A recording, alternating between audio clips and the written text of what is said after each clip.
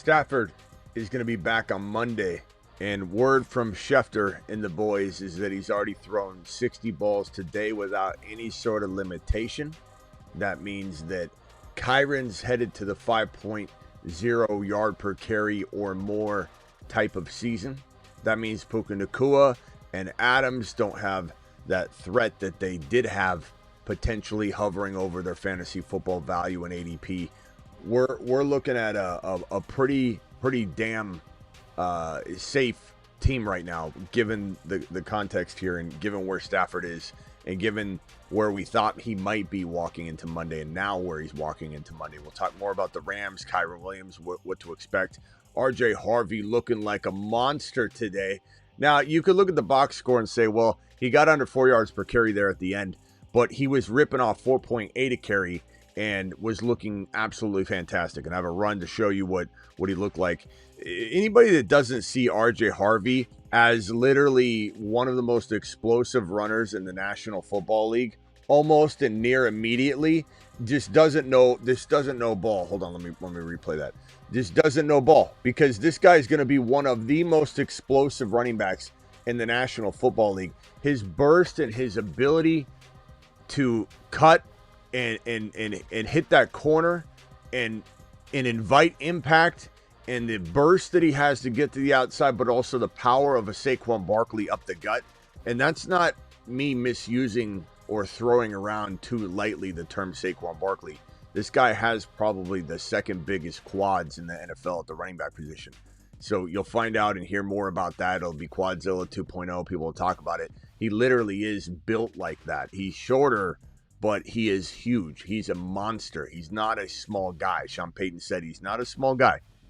He's a big guy. He's short, but he is not small. And then all the, people talking about his pass protection, concerns, like they just don't understand the situation. We'll break it all down.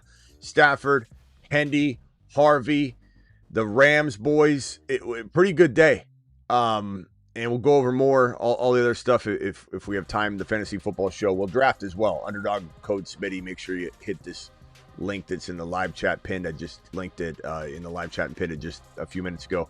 $10 minimum. If you want to draft tonight, make sure you hit that link now. Code Smitty gets it done as well. Links in the description of every video.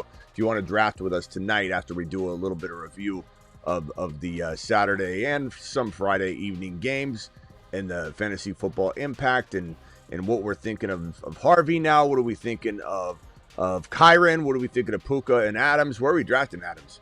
And then we've got Tony Pollard on the rise with a Tajay Spears injury. We've got Ridley looking good. We've got just a whole bunch to go over. The fantasy football show, that show, Graveyard Edition, midnight Eastern, almost every single night. We're live here on the channel. Edition begins right now. File on in.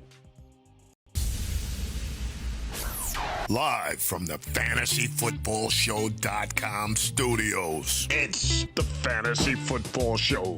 Live! Monday through Friday, 8 p.m. Eastern. Smitty is also live whenever news breaks.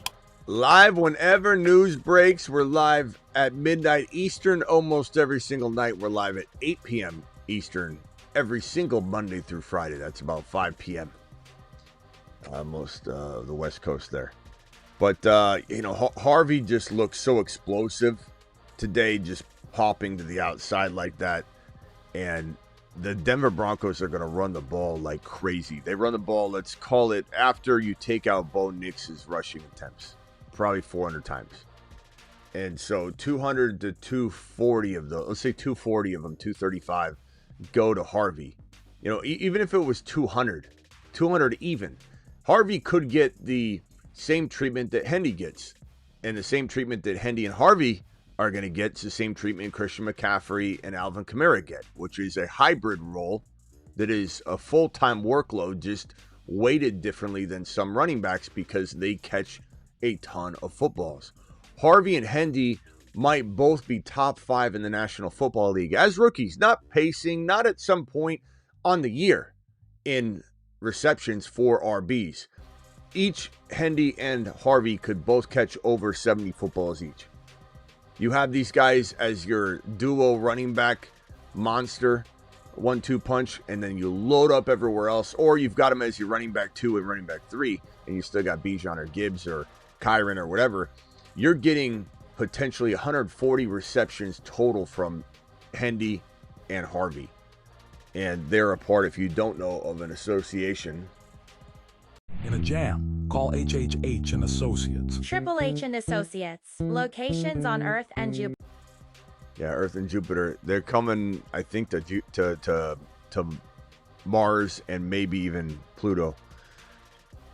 As far as Kyren, real quickly, so we'll talk about Harvey. We'll sprinkle Harvey in throughout the show, but just know he looked fantastic. Just know that the Denver Broncos offense and that scheme is going to be unbelievable. Just know that Harvey's catching 65, 70 footballs. I would say 60 at the very minimum.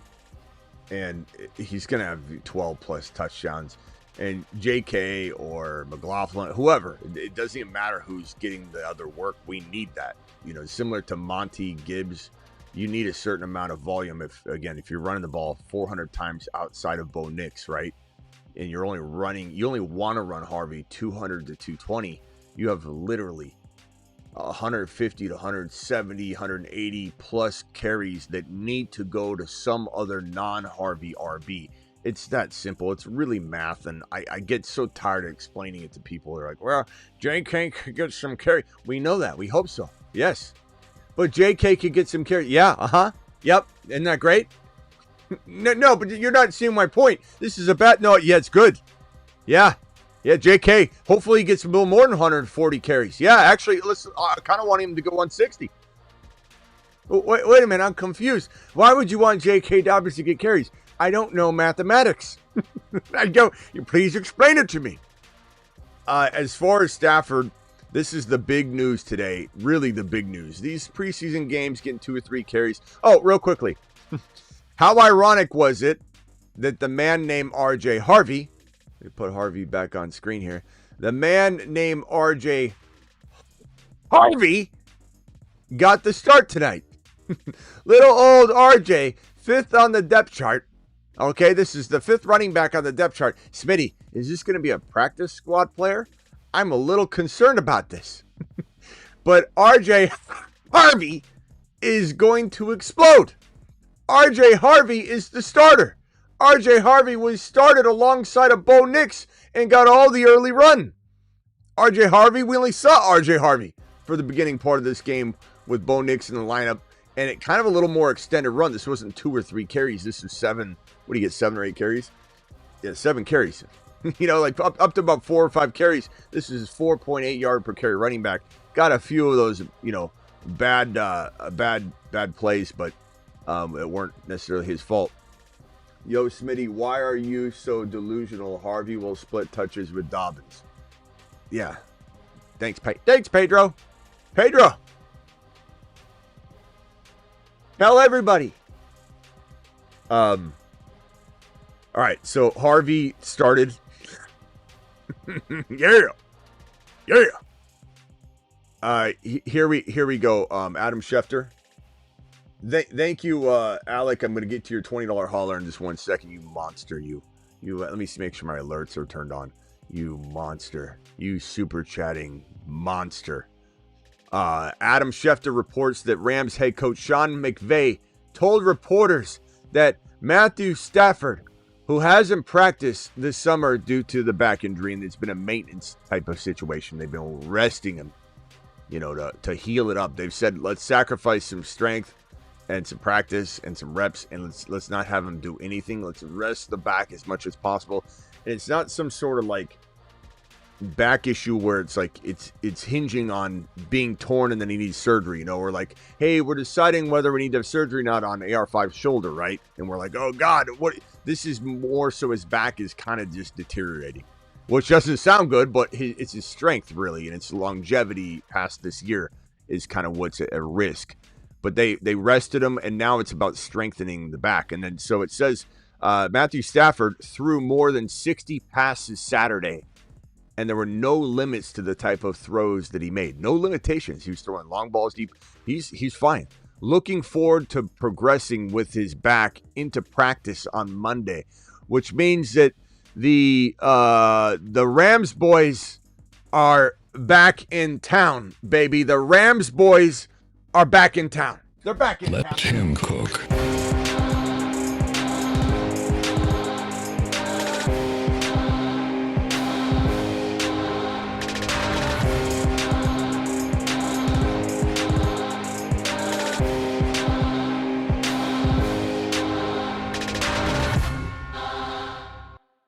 Here, the Rams boys are back in town. We need Denny in here for a little solo action. Essentially, thank you for the $9 I got 3 super chats I want to read immediately. Just hang tight real quickly. Let me get through just these 2 small pieces of news.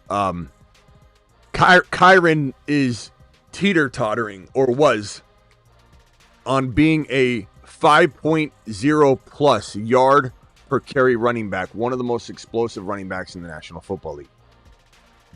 Despite what you may hear from a data crunching Donnie that is looking at last year and saying he's really not that efficient, the explosive runs aren't there, it really is a concern, right? But at the same time, you know, he gets volume, so we're going to pretend to like him even though we're trashing on him. No. This is one of the most explosive running backs in the National Football League. And you can tell who really, I think, knows visual football versus just data crunchers when you have someone speak to Kyren and his abilities and his upside and his explosion. And Kyren this isn't a projection. He averaged 5.0 yards per carry in 2023. Let me pull up Kyren's 2023 board. So this was in 2023. Kyren, in 12 games, had 12 rushing touchdowns. He had 15 TDs in 12 games. He had 5.0 yards per carry. In 12 games, he had 11.44 and 12 touchdowns in 12 games. On pace for running back 2 that year, but just didn't do anything. And, you know, there were those 4 games, and he didn't play the entire season. 12 games, if you extrapolate it, he was number 2. He's the number 2 running back in the league. He was a monster, only behind Christian McCaffrey. So 5.0 yards per carry, proved to stay healthy all year last year, so let's throw that injury thing out the window. He was teeter-tottering on maybe being one of those players that everyone's going to crap on his efficiency again because he was about to average, if things went bad with Stafford, 4.1 to 4.3 yards per carry again, because he was going to face 8-man fronts. Without Stafford, this thing would fall apart in a big way. Although Stetson Bennett looks pretty good. I'm having more and more hope that this might not necessarily be the reality. It might be a little higher. And they might have more room to run than I think if Stetson Bennett gets in there. He looks really good. But we don't need to go near any of that anymore because Stafford is literally throwing limitless in practice on Saturday, today, well, yesterday, by the time some of you are watching this. So he's good. He was throwing without limitations. We were told he had to ramp up. We're hoping he'd be, throwing at some point and be back. Like, that's McVay for you. And McVay says, we hope he'll be here at some point. You got to worry a little less about his words than you do some other coaches because he throws some things around sometimes. And so Stafford's back throwing, without limitations. He'll be there Monday. This thing's back. The boys are back. The boys are back to cook. Let him cook.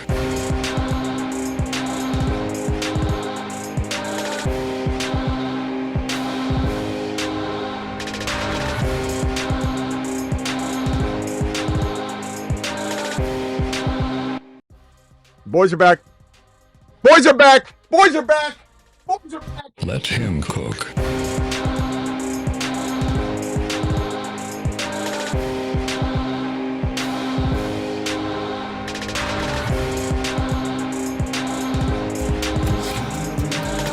He's 7 feet tall, and he knows how to handle a ball. He's Kyren. 7 feet tall. 7 feet tall. Puka, no concerns other than the injury concerns that he comes with and the Davante Adams dominating maybe the touchdown work. Kyren and Davante Adams. And keep in mind, what did Corum do today, which is anybody that says anything about Corum, like you really don't you really need to go back to Fantasy Football 101. Corum is currently going to be the cuff. As I've said all offseason, that if an injury happens early, Corum likely goes in as Hunter's trying to grasp and learn the offense and then take the job from him. So if God forbid Kyren got abducted by aliens safely and returned to us at some point, Corum in week 1, week 2, week 3, week 4 would come in as the backup. Okay, because he's there right now. He knows everything. That this is a slow, gradual process. You don't walk in and just, grab everything. Corum higher value than Kyren. Oh, thanks, Swish. You have to be trolling. You can't be serious. I hope you're not serious for your fantasy team's sake. If not, log out of your app right now and let yourself auto draft, because you're about to lose every draft you're in.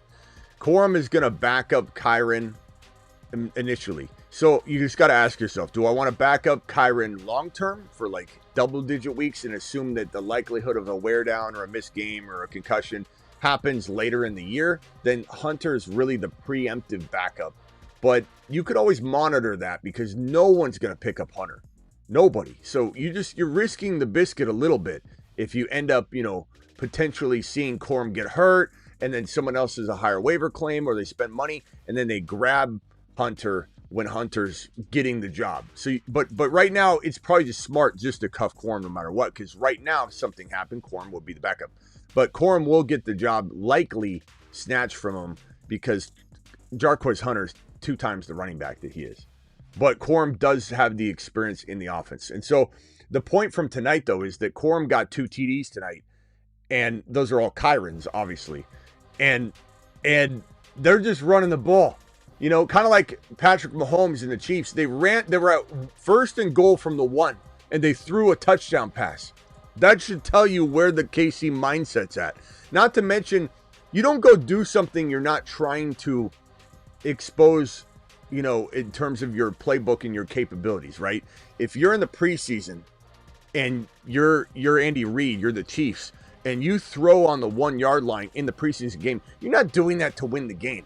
You could give 2 shits about whether you actually score or win the game. You're wanting to see what your team can do. You're wanting to implement things that you either figure out you can't do on Sundays in week 1 through 17, or, hey, let's try and do something we're not sure if we can do. Let's try and practice stuff that we want to do. So it is a total telegraph that the Chiefs are throwing on 1st and goal from the 1, and they throw a touchdown pass. You're not doing that for fun. You're not doing that to win a dumb preseason game. You're doing that because you want to go in that direction. Well, the same thing with this team. 2 touchdown handoffs to Blake Corum. Kyren scoring 15 touchdowns minimum this year. 15 total touchdowns. Kyren might lead the league in rushing touchdowns, and he might be in the top 3. Bijan, there'll be a handful of RBs. Gibbs, Bijan, Kyren, those are probably the top 3. These are going to be the top 3 running backs, and Kyren could be the number 1 in one or both of the rushing and total touchdown category. Probably number 1 in rushing touchdowns, and probably number 2 or 3 in receiving, because he'll probably only get 2 or 3 receiving, maybe 3 to 4 if he's really lucky, but 2 to 3 is a good number.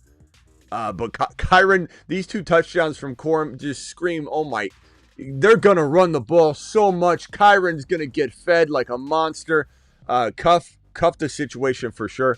And then again, KC throwing, unbelievable. Let me go to these 3 super chats. One is a $20 hauler from my boy Alec. Alec coming in so strong. Alert. Super chat alert. Alec, thank you so much, my boy, for dropping the $20 wattage right on screen like the monster that you are. You really are a monster, my boy. As for this question right here, he says, with the 1.2 in a 12-man PPR, would you condone going CD at the 1.2 if you could get Bucky and Hampton, Chase Brown? Yeah, I mean, I'm fine. Look, CD is easily worth the 1.2. If you need to go, let's say, very running back heavy, then I would advise going Bijan or Gibbs. But if you feel like you can get away with this in a way that makes sense more so for your second and third round choices, meaning that you do believe Bucky will fall. And if Bucky were to fall to the corresponding parallel pick for that 2 pick, that means it's heavy wide receiver. Because there's no way Bucky's falling to the 2.11, the 2.10, unless there's tons of wide receivers going like on Underdog, promo code Smitty Best Ball.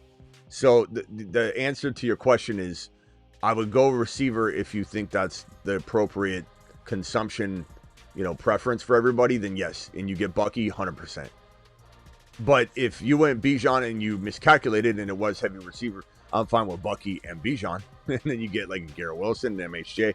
Let me also show you this. This was kind of a really, really upsetting situation to see. For those that didn't see it, CeeDee Lamb was, let's see here.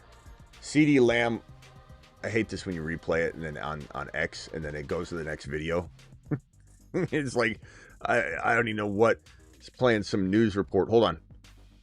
All right. So Lamb was sitting there on the sideline and a referee just ran right into him. Let me rewind that. Referee ran right into Lamb. Just right into the back of Lamb. Oh, it's we haven't heard really anything yet. I mean, that could be a bad thing. We haven't heard anything. We're all just kind of acting like everything's good. Has anybody seen an update on if Lamb suffered any injury on that? Because there is nothing being reported, just a lot of, Lamb should have played. He would have been safer playing in the game than sitting out the game, which is totally true. But I didn't see a single update. Like Lamb, did he hurt his back? Did he, that could take one of us layman's out for about a month. So that was devastating to see. So monitor that. But, like I just mapped out for you, you can do anything. Best in the business. Thank you, bro. Appreciate your $20 hauler. If you got another super chat, throw it my way. I'll answer it as fast as I can now that we're done with the monologue. Random question. Who do you have as the rookie of the year? Offensive rookie of the year? I would probably say, I think, Hendy's up there. Travis Hunter's up there. And then Genty will be up there. I kind of feel like that we might have a surprise.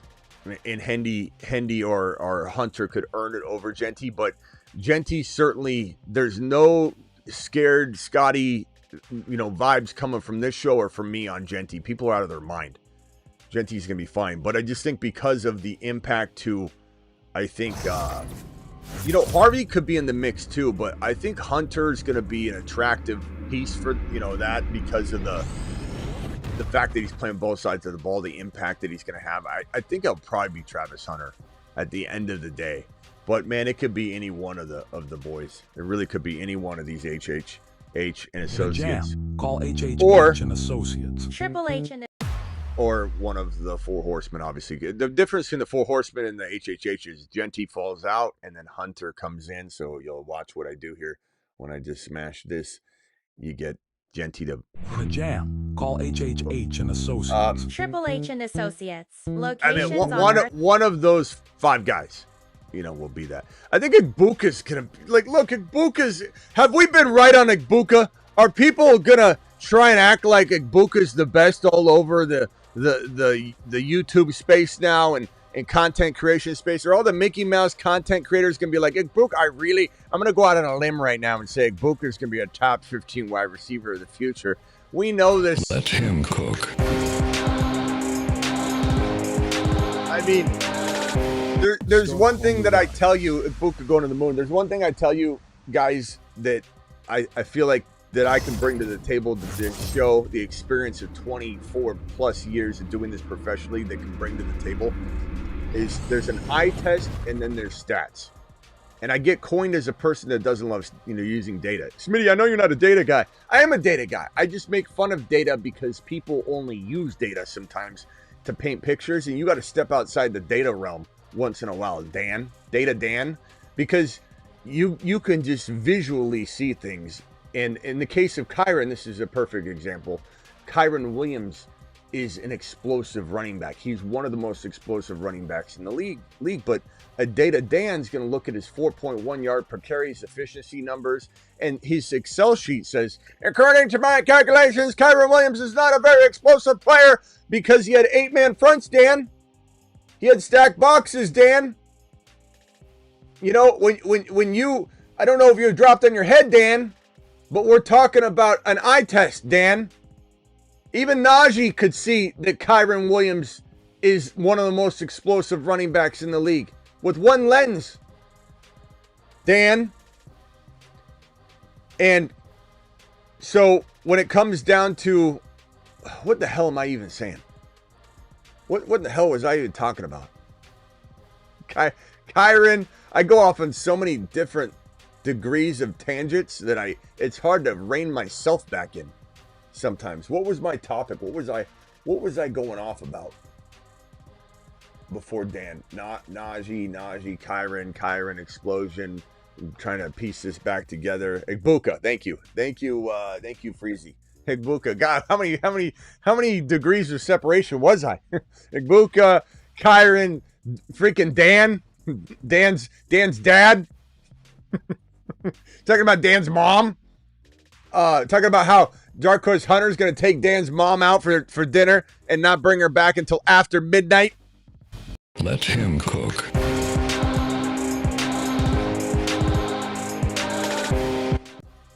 Okay, so Igbuka, sometimes, and this is what your boy brings to the table here, sometimes there's the eye test. The eye test you can't fake. The eye test, an Excel sheet, Eric, or somebody's been doing fantasy I've been doing fantasy for 4 years. We've been doing it 25. I've been doing it longer. Some of these guys have been out of, diapers, sharding in their diapers.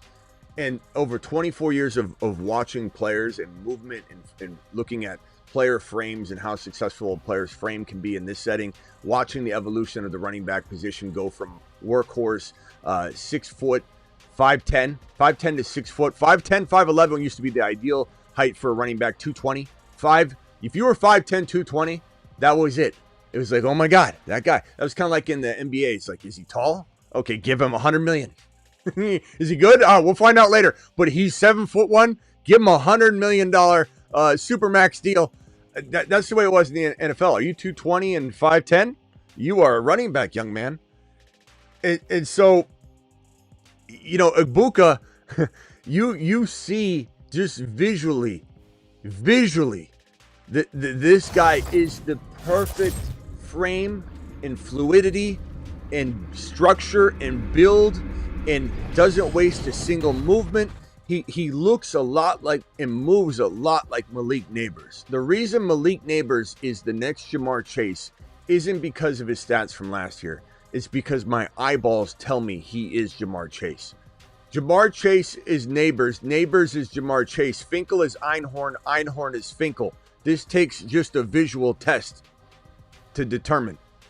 And when I see Igbuka, and I'm not necessarily saying Igbuka will become Neighbors or Chase, but what I'm trying to tell you is when I see Igbuka run, catch, jump, jog down the field, Bijan move. Remember when I told you guys Bijan had that frame and the fluidity, and we just knew he was the running back one, and it didn't happen right away. We had to sit on it for over a year to see it happen. But now you go out there and you watch Bijan just float on a cloud. Let me show this Bijan footage. Has anybody seen this Bijan footage I put up on screen? I know I'm going to sidetrack myself. I might need one of you to bring me back because I'm going like 8 degrees of separation now back in the other direction.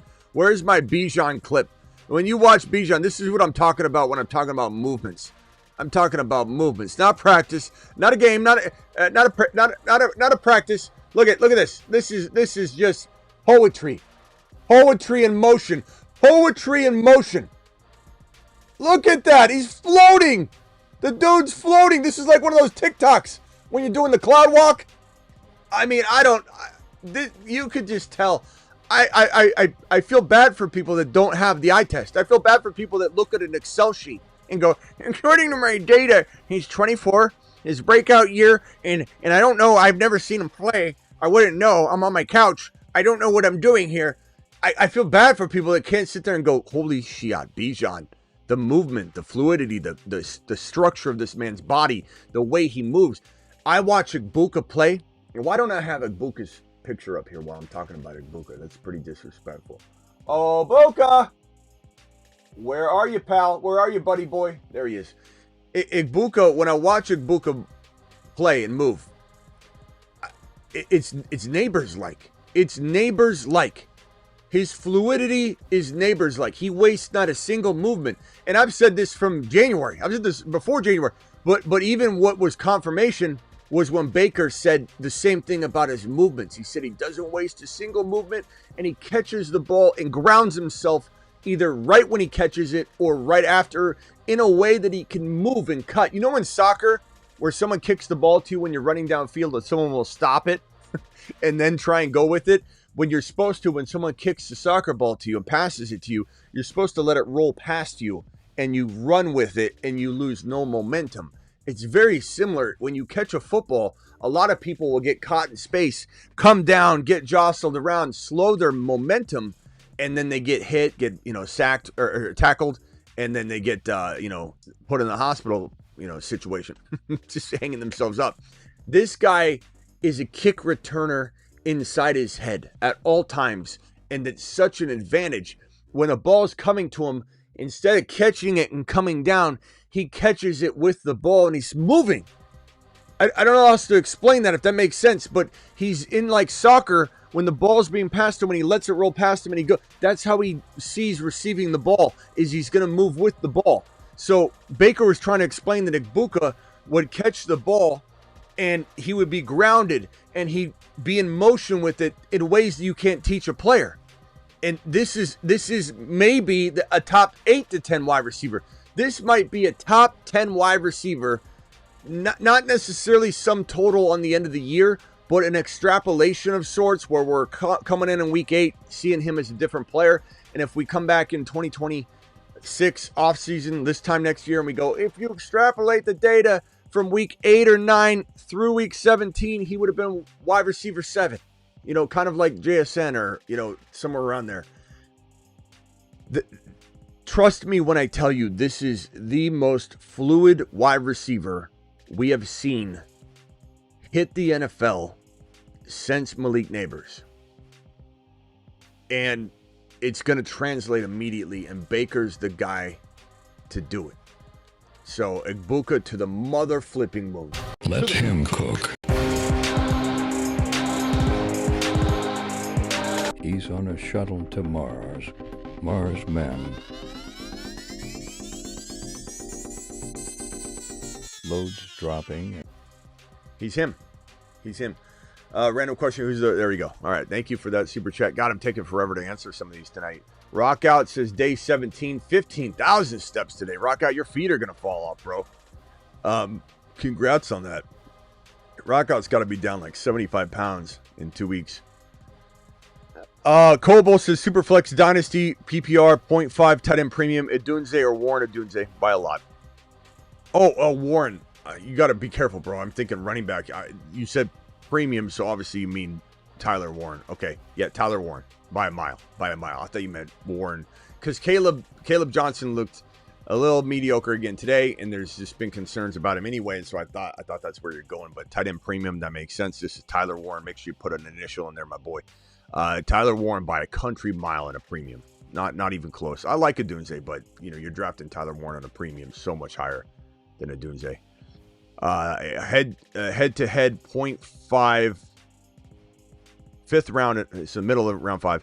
Worthy, Pickens, T-Mac, or Hunter. Hunter by okay. Here's what I'll say, D-Rock. I don't want to get caught in a situation here where you're losing value. If you think based on the suggested rank that Hunter is going to fall to your next pick, Worthy's the pick here. Now, I like T-Mac at this stage. T-Mac in 5 and 6. As of, it's so funny. People come into my comments are like, Smitty, do you like T-Mac now? I like T-Mac. I like him in 5. I like him in 5 and 6. We've liked him in 5 and 6 the entire time. We didn't like him when he climbed to 3. Get over it. Some people don't understand what it's like. How many times you got to explain it? I explain it every single time I talk about T-Mac. Every time. He can beat T. Higgins if all goes well. Things are going well. So he's on his way right now to being T. Higgins. We've said that from the beginning. I don't know what more I got to say to somebody. But when you talk about this talent level here, if Hunter can fall one more pick, I want Worthy and then Hunter. I don't even mind Pickens and then Hunter. If you think you'll lose Hunter, go Hunter. Barner, I did not skip your super chat. You're just in line, my boy. You're just in line. You're actually next. D-Rock, thank you. Appreciate you. This one here is from Barner. The man, the myth, the legend himself. Thank you for the super chat, my boy. 12-man Dynasty PPR. Do I trade Hunter and Hendy for Bijan or ride with the rookies? Chat, can I get a vote on this one? This one's tough because you know how much I love all three of these players. Let's get a price check on Hunter and Hendy together versus Bijan. I'm going to guess that the chat will, in general, prefer the double. We'll see. It's very arguable, man. Bijan. Okay, you got an overwhelming Bijan, actually. I thought that chat was going to go with the double, to be honest. Because the reason I say that is because the hype is high right now on Hendy. So I thought, yeah, I mean, what I would probably tell you is you get Bijan. I think that if it was in the if this was flipped, I would probably tell you to get a little more. But since it's on the other side, like, you don't need to because you're the one getting Bijan. You could always try and say, look, Hendy might be, just play that out. It's too bad Hunter didn't, for your sake. I'm glad for our sake that you couldn't have maybe, had Hunter go nuts a little nutso, and then you had two players coming off cloud nine, and you could have maybe said, give me something else. But I mean, honestly, I don't agree that it's a landslide if anybody's saying that. I just think that, two players dilutes the risk level, meaning that if one of the players went down, you still got a fighting chance to earn your value back with the other player. Whereas if Bijan goes down, you're done. But at the same time, Bijan's Bijan. Bijan's going to be the number one running back this year. Bijan's a phenom. I just showed you how he's the ideal frame and fluidity of any running back in the National Football League. He's the number one running back. There's no Christian McCaffrey, not even Barkley. No one's higher. Barkley even said Bijan's got the best footwork in the league. He's the new guy. He's the new one. But I don't blame you for wanting to hold down on the fort here, using Hendy and Hunter as huge weights to hold it down. I could go either direction. It's a really, really tough call, my boy. Really, really tough call. This one, 12-team league PPR Dynasty, JJ for HN DK. I'd probably rather have JJ by a hair. Now, this is tough. If it was redraft, I would probably say HN and DK because of the hamstring injuries really worrying me.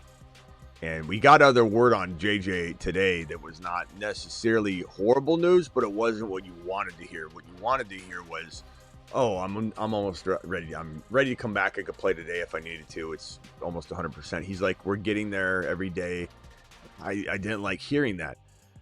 But this is Dynasty, and you can't overreact. I think you got to hold down the fort with JJ.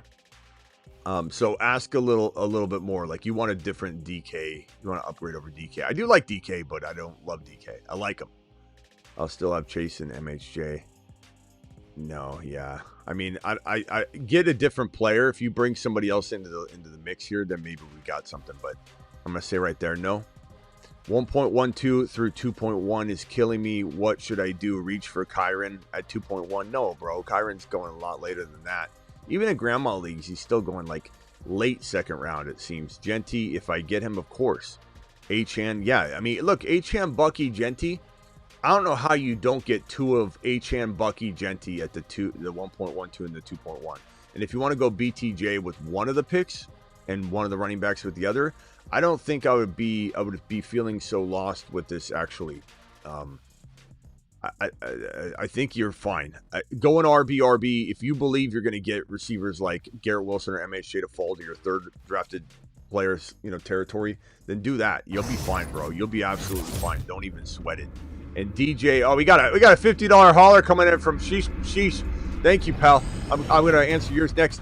Smitty, we don't know who the Raiders QB is. Yeah, can you imagine that call? That call was, we wasted too much time on that ridiculous situation. In a keeper league, for anybody who doesn't know, caller was like, we don't know who the Raiders quarterback is. Genty's going to be back. I'm like, whoa, wait a minute. What are you talking about? Like, people that don't know, it's insane, man. I'm in a keeper league. Was wondering, keep Jawan Jennings. I would lose my last round pick. Thank you. Third and Jawan. From your last round pick, sure. I mean, I don't like that keeper selection that much. It's okay, but they don't have a timetable on when he's going to be 100% healthy. But your last round pick, I mean, yeah, you'd be happy if Jawan fell to round 18. I mean, yeah, sure. But that's not my favorite pick. I'd love to see if you could trade that. Maybe someone else likes that. Maybe a Niner fan in your league. $50 hauler from Sheesh Coin. Sheesh! Sheesh! $50. Give me $50 holler. Get by the brother, Smitty. Sheesh! Number one pick in a 12-team 0.5 PPR, and I'm taking Bijan, as you should. As you should, Coin. This league is running back heavy, so perfect example of when to deploy the Bijan or Lamb or the Bijan or Chase. It should be Chase. If you're drafting in a wide receiver heavy environment, and you could go against the grain, but going against traffic in round one is tough because it's not like you're really going to potentially be chasing the position so badly. So I think my advice to people is go against traffic later in a draft versus at the top. The top you probably shouldn't. The top you should probably follow suit so that you're in front of the wave. And what I mean by that is you kind of going against traffic when you draft. Let me explain this on the board. If I say go against traffic, that means go RB. And why would I tell you? This is in general, not in this case. Let me just say in general. If I say go RB because everybody here is going to go potentially, wide receiver, and you love a lot of the wide receivers, downstream, by the time you get to your pick, the wide receiver you want is there, and then it flips and you just start drafting against traffic. And sometimes there's a case where you end up having, let's say you're targeting wide receiver and you're going against traffic. There might be this many picks in between your pick and then your next pick. And when you're going against traffic, the desired position that you're targeting, only one player might go from that desired position of targeting because everybody's going after those other positions because you're going against traffic. So from this pick to this pick, you're only seeing one player or two players fly off the board from the position you're targeting right here. That's going against traffic. However, in round one, it's different because what you want to do is if you're going to go RB in a running back heavy league and it goes RB all the way down, you're essentially setting yourself up to be going against the trend in traffic when your pick arrives downstream. So in the second round, there'll be way more wide receivers available, and so you'll be picking at the head of that wave as well. So if it's running back hungry, go running back. If it's wide receiver, go wide receiver. So he's recognizing his running back hungry. Then he says, how are we feeling about Hall in that range on my turn at the 2-3 turn? I don't see Kyren and Chase Brown down there. How do you approach this? How would it be to reach on MHJ, Harvey, Hendy? Yeah, look, Hendy, Harvey are not going at the 2-3 turn. Not yet, anyway. If they do, we'll get there.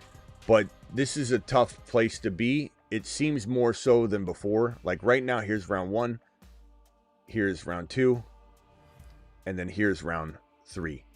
It did seem like the one pick was gold, because right here we have Bucky, we had Kyren, and now we might not see those running backs fall there. And we did have potentially London at one point. London climbed up. Now London's falling again, but London's more so like right here in round two if you get really lucky. This is a tough spot to be in. The players that make sense for this 2-3 turn area would probably be, if you wanted to reach, Hampton, Chase Brown if he's gone. That used to be a reach, not a desperate play, but a place of like you're taking him a little bit ahead of his mid-third round ADP, but now Chase Brown's in round two. Hampton qualifies as a good grab here. Kyren, of course, if Kyren's there. Other players that make sense. And as much as I want you to get Hendy, you really got to wait unless you can trade a little bit. Like move up slightly. And I don't care about bottom of round 3 or top of 4 to go Hendy with an extra alternative pick if you move your 4 into 3. But taking Hendy at the 2-3 turn, even though it could work out, And I don't want to say don't do it if your gut says I have to do this, because if Hendy's a top 5 running back, you know, you're gonna more than triple your value, and it makes sense. Like I get it, but I just think if you were to able to wait and get him later, you're leaving a lot of meat on the bone, bro. And you would have had a championship team versus a team that's still gonna have to fight really hard to win it, because you took these players at their near ceiling values in some cases. So I would say Hampton, Kyren. I think MHJ is just fine here at the 2-3 turn. I think G. Willie is fantastic at this turn. Fields looked good in game, like we always said. People were freaking out about Fields' practice numbers and his inaccuracies in practice the last week. You put him in a game and his mobility creates plays. In practice settings, he's not naturally running the same way. And so he's trying to stay in the pocket the whole time and force these throws without the threat of him on the run throwing. Kyler's the same way. You keep Kyler in the pocket the whole time, defenses will just eat Kyler Murray up alive. If he gets out of the pocket, it creates space, it creates mismatches, and it creates someone dragging across the field wide open. And then Kyler's arm is good, and Kyler can see because he's short and he's away from the tall oleanders looking line of scrimmage to him. It looks like just a big bunch of 8-foot oleanders. And so Kyler gets out, and then Kyler throws. Fields is the same way. Fields, if he scrambles and he's able to keep his defense completely off kilter, then all these plays open up for him. And that's why Fields is such a good game player. And maybe in some cases when he's confined to a pocket, passing, exercise, he's not going to look as good and be as accurate. Not to mention, I love that he's going up against this very, very tough Jets D in some ways every day in practice, so that he's actually, it's light work for him when he gets outside. But this is a guys. Who else would you grab at this 2-3 turn? I just don't think you're going to need to reach on Hendy.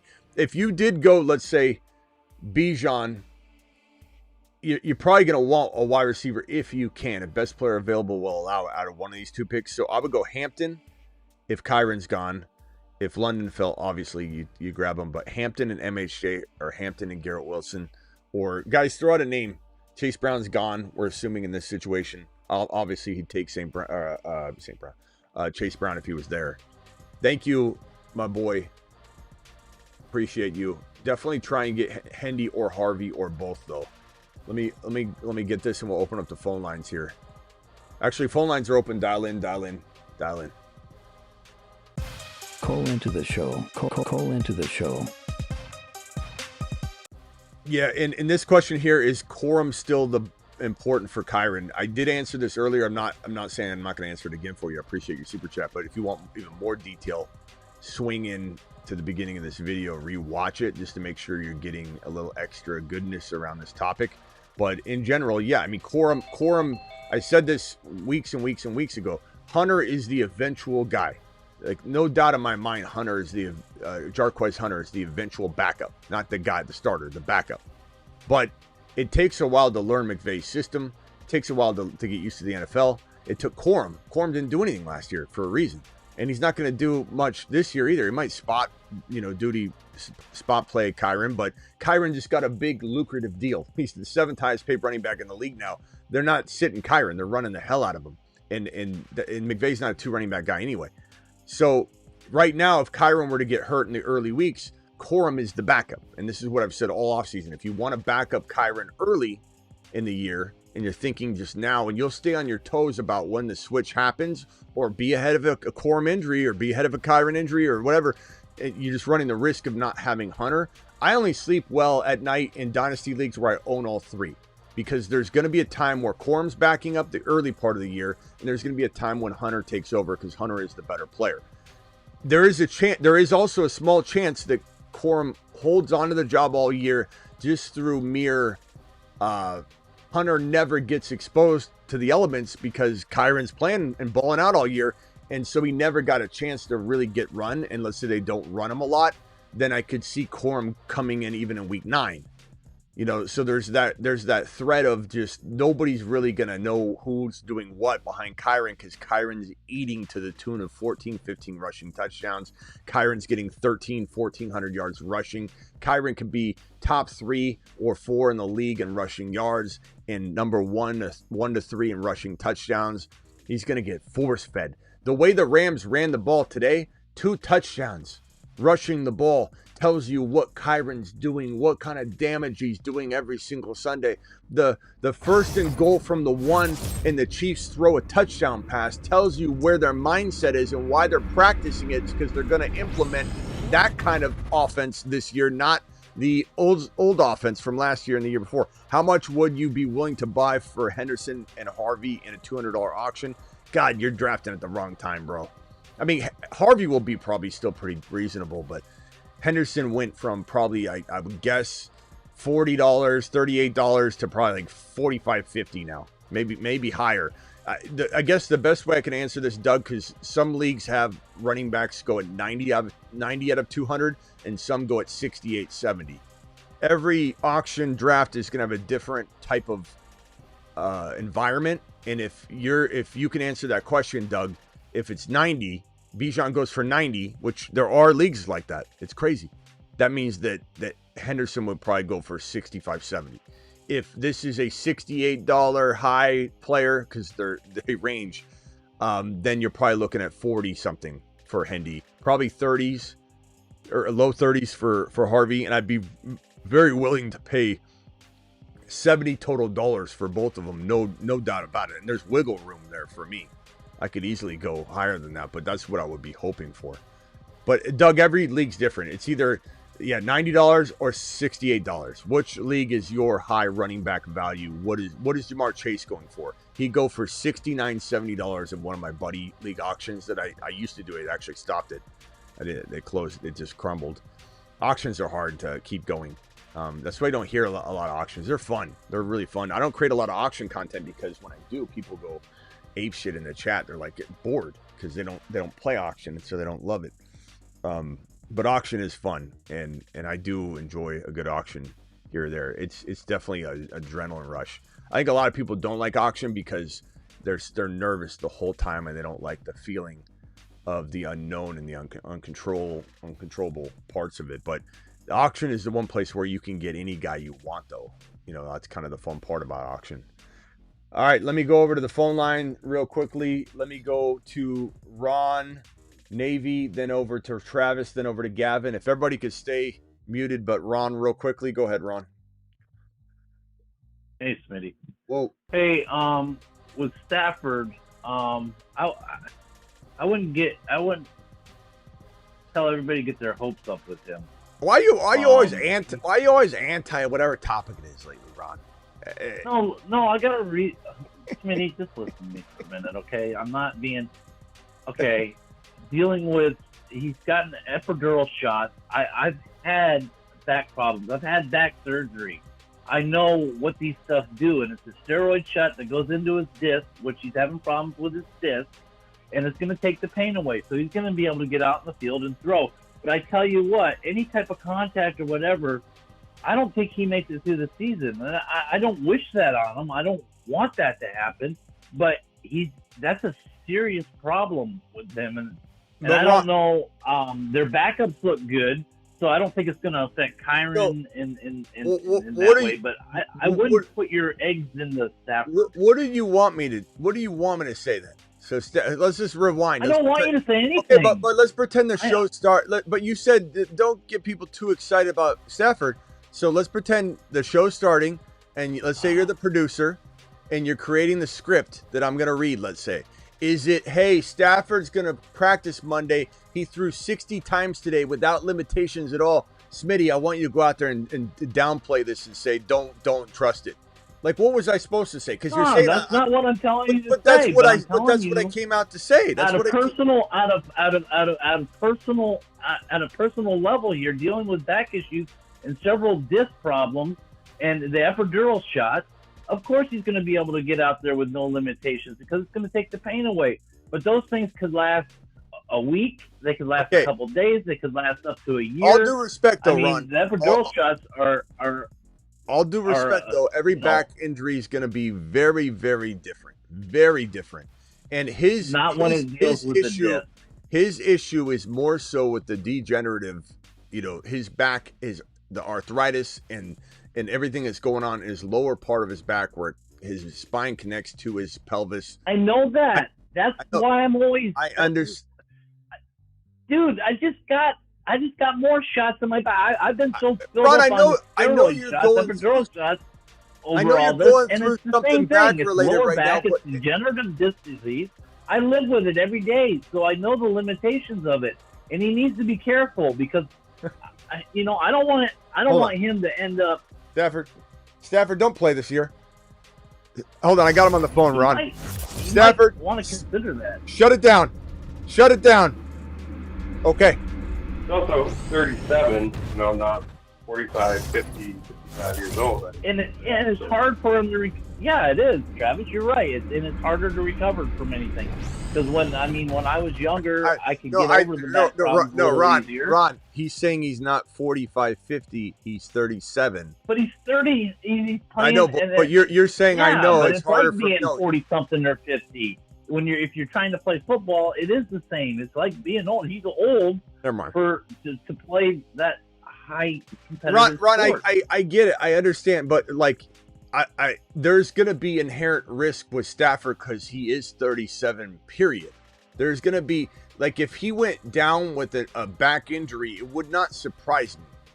Okay? No one's saying the risk level went to zero. We're saying that Kyren Williams was staring down the barrel of potentially a 4.1 to 4.3 yard per carry season again if this guy wasn't up to speed for week one and this thing was... He's out there without limitations. That's what we know. He threw 60 footballs all over the field. There was no limitation to the type of throw, the length of throw. He threw everything. And so, therefore, the caution that we have for Kyren is now eliminated, at least for the time being. No one's saying Stafford at 37. I don't have caution for Kyren. I don't have any caution for Kyren. This isn't about Kyren. This is about Stafford.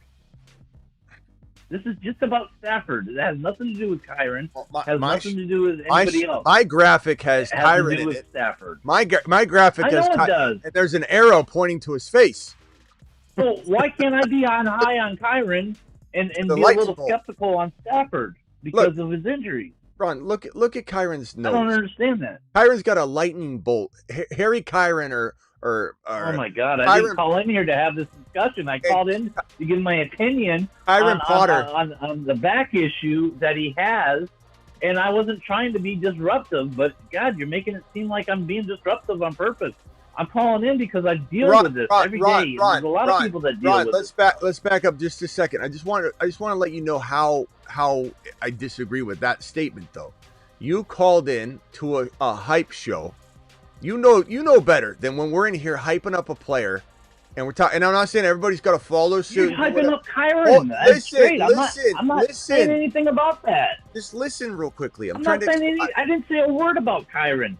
I'm still high on Kyren. I'm still drafting Kyren. Has nothing to do with Kyren. I'm worried about Stafford making it through the year. I know. Then that has everything to do with Kyren. Because if there's no passing attack, he averages 4.1 yards per carry. We saw it last year. So let me just Didn't we say Stetson Bennett looks good? Yeah, he looks good I said all of this. He should be fine. Yeah, Ron, but listen to what I'm saying. Just let me finish.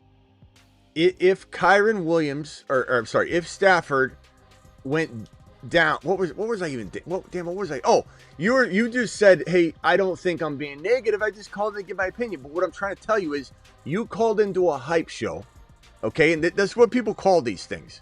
When we come in here and the megaphone's going and I'm standing up, we're hyping somebody. It's just a hype show. It's a hype fest. And some people make fun of it. Some people go, oh, Smitty, he's the best hype man in the game, but he's wrong because he's wrong on this player he hyped once. And get mad at me. But this is a hype show.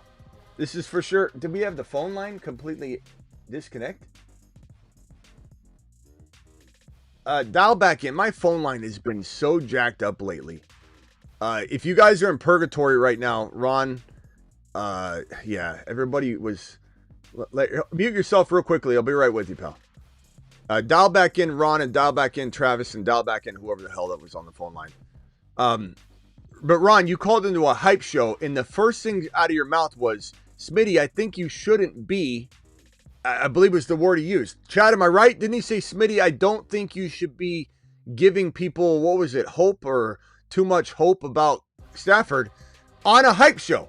Like, we're in here hyping this up, and you're saying you didn't call to kind of throw any kind of wrench in the show, but you did. I mean, you called in, the first thing out of your mouth was another negative thing toward the content. It's been like 4 shows in a row. And you basically said that I shouldn't be hyping up this situation with Stafford as much as I am giving people, I think it was false hope it was. And you can't say I wasn't trying to do anything negative when you're literally, the whole point of this show is to hype this up, and that particular call, was de-hyping. It was trying to deflate what was going on. Now, I don't mind, you can do that, but it does seem like 4 or 5 calls in a row. I mean, there are times where Ron is very positive for like 7 shows in a row, 8 shows. And then when he gets into a negative spin, it tends to be, hey, I've been listening. The one thing I don't agree with is this. Hey, I was listening. The one thing I don't agree with is this. You know, it was Najee. Then it was, a bunch of, and we've been right on everything so far. But Ron, here's the thing. Gavin, that was the one who I hung up on. But I don't think Ron's calling back. Ron, call back. I don't know if he thought I hung up on him. Travis, when you were on hold with him, did he say he's calling back or no? I'm not sure. I could just tell I got hung up on and I didn't hear anything, so I called back. Oh, there he is. He's calling in now. Okay, hold on. Hey, man, mute yourself. I'll be right with you. Let me go over to Ron, maybe. All right, there's Ron right there. Ron, did you hear what I was saying? It's a hype show. We're talking about Kyren. We're talking about Stafford. I was on. And the first words out of your mouth, I know. I was on mute, and then I thought you disconnected, and so I wasn't hearing the show because my phone line continues to do that. And what I was saying was the first words out of your mouth were I'm not word for word. I'm not remembering it exactly, but it was, I think you shouldn't be giving people false hope on a hype show. So I'm just saying, when you said you didn't call to try and, disagree or whatever, that's what you did. The first words out of your mouth. Which is fine. I don't mind. I'm just, we're making fun of it a little bit. You can still do it. You can call him tomorrow and disagree with the topic. I'm worried about, I'm just worried about, I ain't worried about Kyren. Kyren, doesn't matter who the quarterback is. Well, we're worried about Kyren. We're selfish, Ron. We're worried about Puka. We're not worried about Stafford's back. I know that sounds selfish, but we're not. I would be worried. I would be worried a little bit about Puka or whatever. But like you said earlier, Stetson Bennett looks good. Yeah, I think Stetson Bennett could come in and do that job, and Kyren and Puka and everybody will just be fine. I'm just saying that I don't think with that type of problem going on with his back that he. You are make it through the year. You are generalizing back issues, though, and assuming that it's the exact same thing. I know you're going through it right now. You got back, and God bless you. I heard them. No. Listen, I heard them describe it. Okay, I was listening. Well, I was out doing errands today, so I had Sirius XM radio on the NFL, and they were talking about it. Stafford specifically, and the type of injury he has to his disc. And this and that, and the concerns that they were having with it. And I deal with that same stuff. So I related to it. I can relate to it. I know. But Ron, he is a professional athlete. You can only take so many epidurals of steroids. Hey, There's a limit to how many you can get. But let me tell you, the greater problem with his back is not the disc. So just to throw a little more fuel on it, it's literally the back arthritis and the way his back is going for the future. His resting was a maintenance thing. Let it heal, let everything get as good as it can get, then work the strength back up. It is a disc, maybe. Not the facet. When you get arthritis, when you get arthritis in your back, it's usually in the facet. Okay, because I got like 4 or 5 different things going on, so I got arthritis in my facets and all that. The disc is totally different than like arthritis in the facet. The disc usually It comes from a bulge disc is when all the fluid gets drained out of your little shock absorber there. I know. And the disc becomes bulged Right. and herniated. And that is a problem. And then But they he's use got- that he's got epidural big- shot to relieve that pain. Right. He's got bigger I prefaced that. I said that this is an issue. The bulging disc is an issue. The disc is an issue, but he's got even greater problems in the back than that, just to not throw further fuel on the fire. He's got some major overall back issues and what will be eventually structural issues. He also broke his back once. There's a lot of other things going on with his back. They're not just maintaining the disc. I know that. I'll tell you It's that like right my back.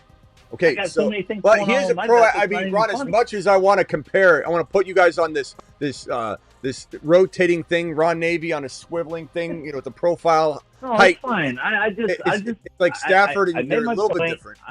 That's fine. Okay, I mean, I'm not trying to say anything bad about Kyren. I know, but Ron, I'm just- do you understand though when you say when you okay, call but when you I call gotta- into the show, and I'm not saying I called in mind with an the opinion on argument. Stafford. I know, but this whole show, a big part of it is me saying, don't worry, and you saying, you shouldn't be saying that.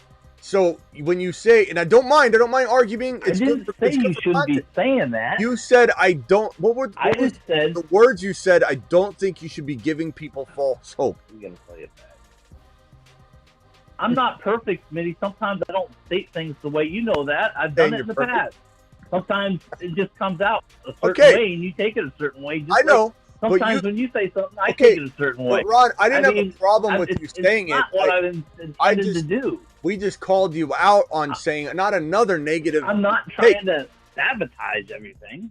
I don't care if you do. The other thing I wanted to say is I thought today watching, I thought J.J. McCarthy actually looked pretty comfortable and smooth, and I think that the Vikings might be all right with J.J. as quarterback. He looked pretty good today. I mean, he didn't look horrible. He didn't look amazing. He looked like competent for sure. But this is very smooth. Yeah. The problem I have with JJ is going to be trying to. I think they're going to run a lot more than people think. I don't think you're just going to get the stats that everyone expects it to always be there in this offense. They're going to have to mold this offense around him. And the thing is, he's a good game manager. Mason's going to have a field day. He's a good game manager. Yeah, Mason, this is going to be a run-heavy team. I know everybody wants it to be the Darnold offense from last year. It's not going to be. I don't think even if JJ's good, he's a really good system quarterback. And Michigan, he was fantastic doing that. I liken him to Brock Purdy the last couple times we talked about this. If they don't ask him to be Darnold, they might win games. They might win games. Yeah. They might be pretty damn good if they just try and, work around what JJ McCarthy is. I'm not comparing McCarthy to Joe Burrow or Patrick Mahomes or any of those guys. I think it's a fair comparison when you said he might be like a Brock Purdy type. I think that's a fair comparison of McCarthy. But I just thought today that he looked really smooth and confident, and he moved around well, and he had that one nice little scramble for the first down and showing his mobility. And I think my whole point is I think Minnesota's the Vikings might be okay. The Vikings might be okay. The production won't be. Yeah, the Vikings will be okay. I worry about JJ. No, for fantasy wise, it could be. Yeah, well, we got JJ with his hamstring, so I mean, let alone we got to get past that first. We got to get him to where we know he's healthy. Fields to the moon, says Joe. Yeah, Fields looked great today. Scrambling the end zone. Smash it this year. Yeah, and this is just he's not a practice quarterback. As bad as that is, Lamar was that way for years. Scrambling quarterbacks, when they get on the field and naturally scramble, the spacing, everything it's wide open. Whereas in practice, you're not. I think this could be Fields' big breakout year. I mean, I think he could end up a top 5 quarterback easy. What draft spot do you like? His running skills and everything. Yeah. What draft slot do you like this year and why? It's varying, bro. One used to be gold. This year it's starting right now. It was awesome all year. Right now it's starting to feel like all of our guys are going a little higher. I'm kind of liking right in the middle of the draft right now. I normally always say 1. Around And I've 7, 8? said 1 around 6, 7, 8. And I've said 1 my Yeah. entire I career agree. up until I think it was 2 years ago. I like 12 a little bit more than ever before. But this year it's always been 1, then 2, then 3, then 4, then 5, then 6. And then I start to kind of flip to like 12, 11, 10, 9. This year I'm feeling middle of the draft because you can get, Lamb. I would say like even like 5 because you might get, well, then again, it's like if all 4 of the big guys go, it's tough. If I had used to be, like I said, Lamb and Pickens, I could get those pretty easy, but that's getting hard to get both of them now. You know what I think might be the best pick? 3 or 4. Let me work this out because I think, and I still love Genty. I know a lot of people are scared of him now for ridiculous reasons, but if you give me, so you put Chase at 1, you put Bijan at 2, and in a running back heavy league, maybe Bijan goes 1, Chase goes 2. So Gibbs or Lamb, even though 1 could fall, I think I would probably say give me the pick that guarantees me one of these guys. And because that will be, 4 or 5 picks up, whichever pick you choose, up from that bottom pick in the second round, which is being kind of brutal to us, I believe you're getting Bucky or Lamb here with this 4th to last second round pick. So I'm going to say final answer, pick 4. That is going to be the one that I think I'm going to want the most this year going forward. Until ADPs shift a little bit, it's tough. All right, Travis, I'll go to you real quickly after I answer this last super chat. He's saying we don't know who the Rams starting quarterback is, says DJ. He's playing off that other call. He's just joking when I was arguing with that guy about, he was saying that the Raiders don't have a starting quarterback determined yet. And we're like, bro, come on. Have you not watched football all offseason? Guy's literally arguing with me on that. All right, Travis, go ahead. You're live. Yeah, so obviously I know you're drafting certain guys over Ibuka, but say we're past the draft and we're looking at, rankings or for trades or whatever. How high are you ranking Ibuka? Like, are you ranking him ahead of DK at that level, or season long? How high do you have him going? Such a tough question, man, on the spot with that, because once ADPs are gone, you're right. You get put you get put to the test. Yeah, so I would say week 2, like a couple weeks into the season, you can trade. I'm gonna trust. I'm gonna That's trust. the order you draft him. I'm going to trust my gut and say that at that point, not now, not drafting everyone. Don't go drafting Ibuka higher than you have to. He goes to 7. He's kind of climbing into 6. In grandma leagues, he goes 7, 8. I'm going to say Ibuka. I'm going to say Ibuka is going to outperform DK Metcalf. And I like DK, and I actually like some of what DK's been looking like last week, but I worry a little bit about Rodgers staying healthy. He looks so slow out there right now, but he's got time.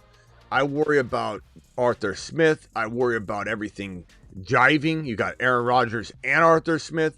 I worry about the Pittsburgh Steelers and how they can tend to lean vanilla-like in terms of their offense. And I don't know. They couldn't get the most out of Pickens. Than, like Higgins or McLaurin. What about those guys? I mean, you can't. I don't think you can. You got to probably. Let me merge this call. Hey, mute yourself real quickly, my man. Let me get this call in here. Sorry, I had to merge that call. I will probably say you're still drafting. You're still taking McLaurin over Ibuka in a redraft setting, but in a dynasty, no, because McLaurin's 30 years old. Higgins. Look, Higgins he's good, but he doesn't. I'd rather have Ibuka, especially in dynasty, but. I believe that once the season is going full speed, I want Ibuka over Higgins, but not in a draft. Not in a draft setting. He's talking a hypothetical draft is over. Week 1's already happened. Week 3's already happened. Like, what am I anticipating, essentially? That's how I'm going to look at Ibuka. I think Ibuka is going to he's going to have such a good year that Ibuka ends up being a 3rd round pick or higher next year. That's how much I love Emeka Egbuka. That's how good I think he will be this year. I truly believe that. That's how good he is. He's that good of a player. Let me go to these other callers real quick. Travis and Ron, just hang tight real quickly. If it does hang up, I'm not trying to hang up on anybody. Just call back. Gavin, you're live, and then I'm going to go over to the 571 and then over to Elgin. So, Gavin, you're live. Okay, I have two quick trade questions. Would you do Odunze for Harvey? If I liked winning, yes. But the thing is, I wouldn't ever start Harvey because I already have 3 good running backs. But you think Who you let me determine that? You let me make that decision. Who are your 3 running backs? Gibbs, Genty, and Hampton. Okay. Well, hey, you might actually be rotating Hampton and Harvey. I wouldn't go ahead and say you're not starting Harvey over Hampton sometimes. Not to mention, bro, you know, you can still make trades, and Odunze is not going to get you near as much as what I believe Hampton or Harvey will get you. And you could, maybe if the value's not there trade market-wise for Harvey, you're sending Hampton off for a wide receiver that you could have never drafted with the Hampton spot. Maybe you get London for Hampton. Maybe London kind of does okay for 2-3 straight weeks, and Hampton goes, you know, Bazooka Joe. Then you just you make a swap. But Odunze's not even, in my opinion, close to Harvey's upside. Now, some might disagree that love Odunze, but I don't love Odunze's situation at all. He's got Caleb Williams thrown to him. He's got I think this is going to be a really, really bad unfolding of Caleb Williams. I would not be shocked that Caleb Williams gets benched at some point during the year, just like Bryce Young did, where it's like they're holding on for a long time, but there's going to get to a point where they got to work on. He has to be shut down. He needs to regroup, and they'll word it like this is not the end of Caleb. This is just Caleb needs, you know, we need to reset, whatever. And then what will probably happen is whoever ends up going in, Bajent. Is Bajent still the 2? Do we even know? Bajent. If Bajent goes in there, that Ron said Bajent was gonna be the take over. Yeah, you last year you said you start more games than Caleb. You just might be a year late. But if Bajent gets in there, huh? Case Keenum. Bajent and Case Keenum are there, I think. So if Bajent gets in there and then gets hurt, and then Caleb's got to come back in, that's probably going to be Caleb's saving grace, you know.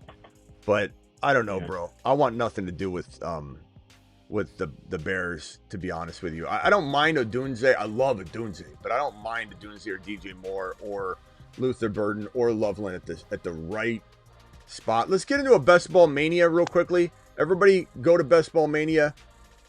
Click on the green button now. We'll maybe do 2 of them depending on if we get enough likes in here. If we hit 100 and we got almost 500 people in here from YouTube.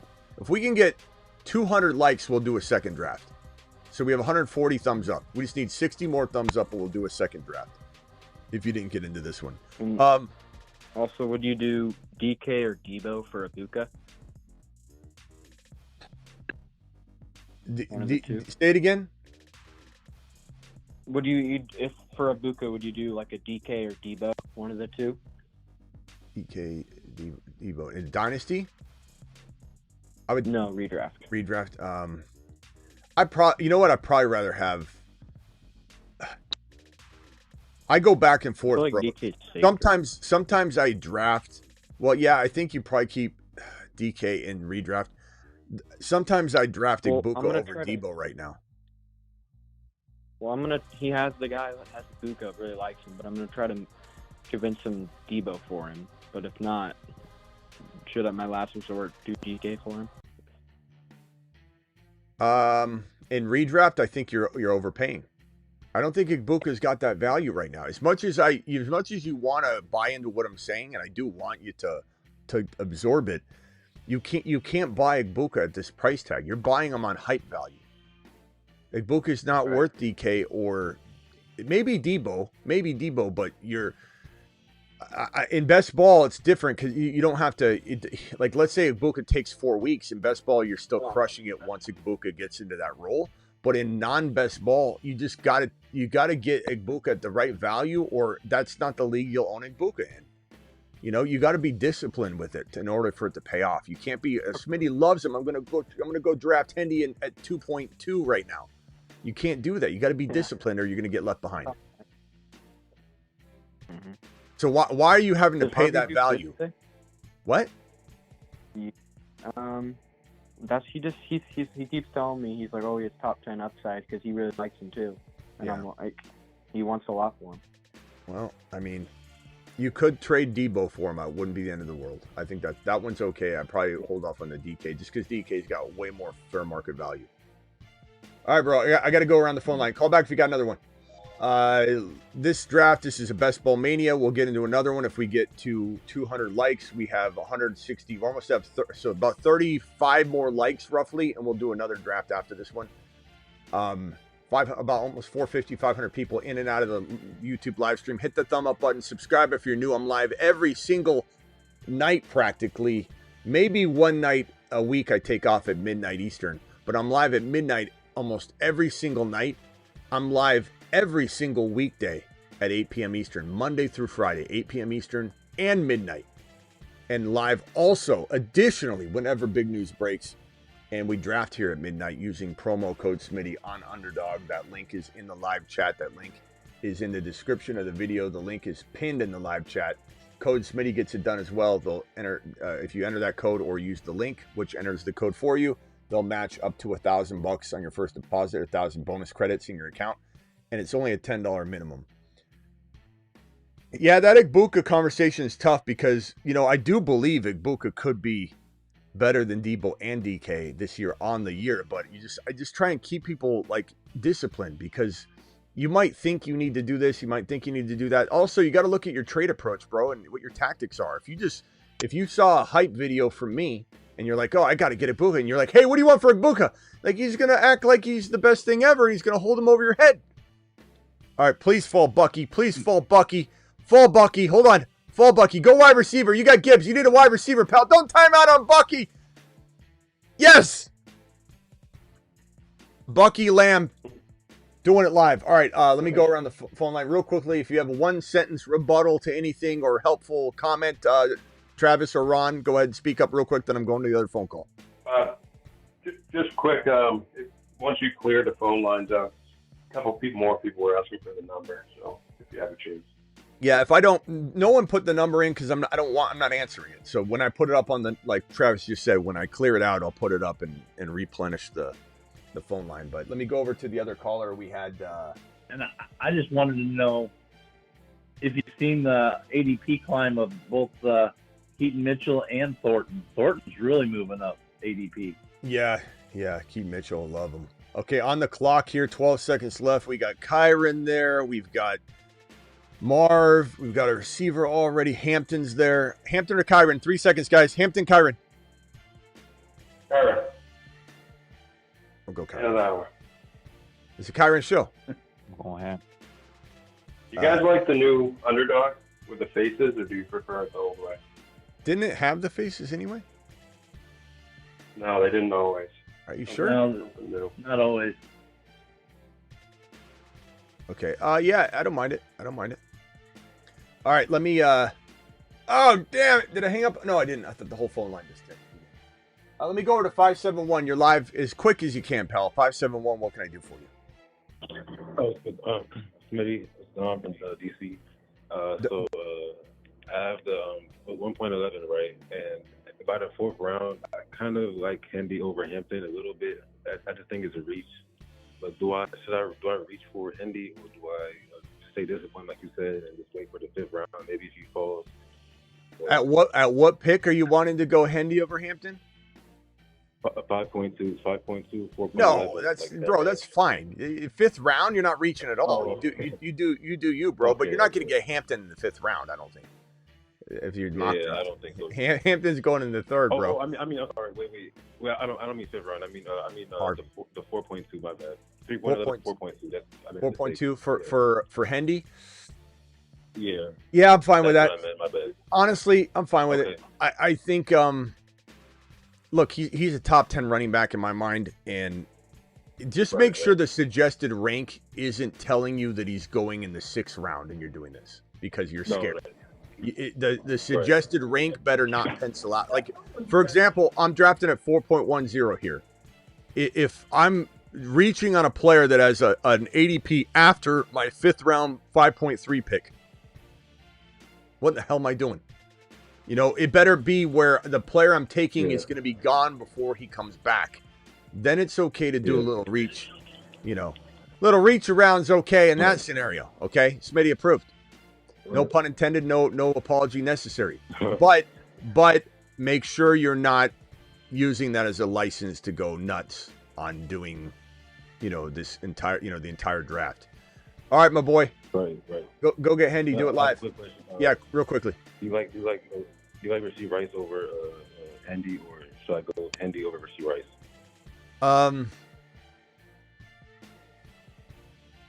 Such a tough call, because if Rice does get even the 4 games, which is what we're expecting, 2 to 4, it could be 4 to 6. They're saying, but this is who is it? Who was the ESPN reporter that said it? Like, we don't know if does he have any information, or is he just kind of running at the mouth? Yeah, still a question mark. Yeah, I don't know, bro. I would probably say give me Rice, because I think you can draft them both if you play it cool.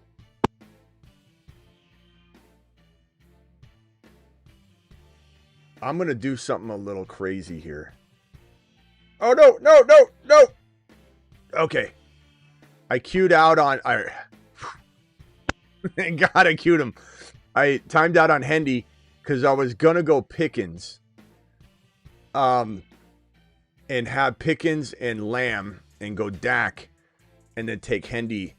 Okay, well, this is okay because he still may fall, but he might not because he's the second-ranked player at this point. If he doesn't fall, let's see, Ted McMillan, I don't mind Ted in 5, and I love him in 6. 4-5 turn, it's close enough to 5. I'm okay with that, but I still think the later you get him, the better. If I get screwed on Pickens here, I'm going to take Hunter.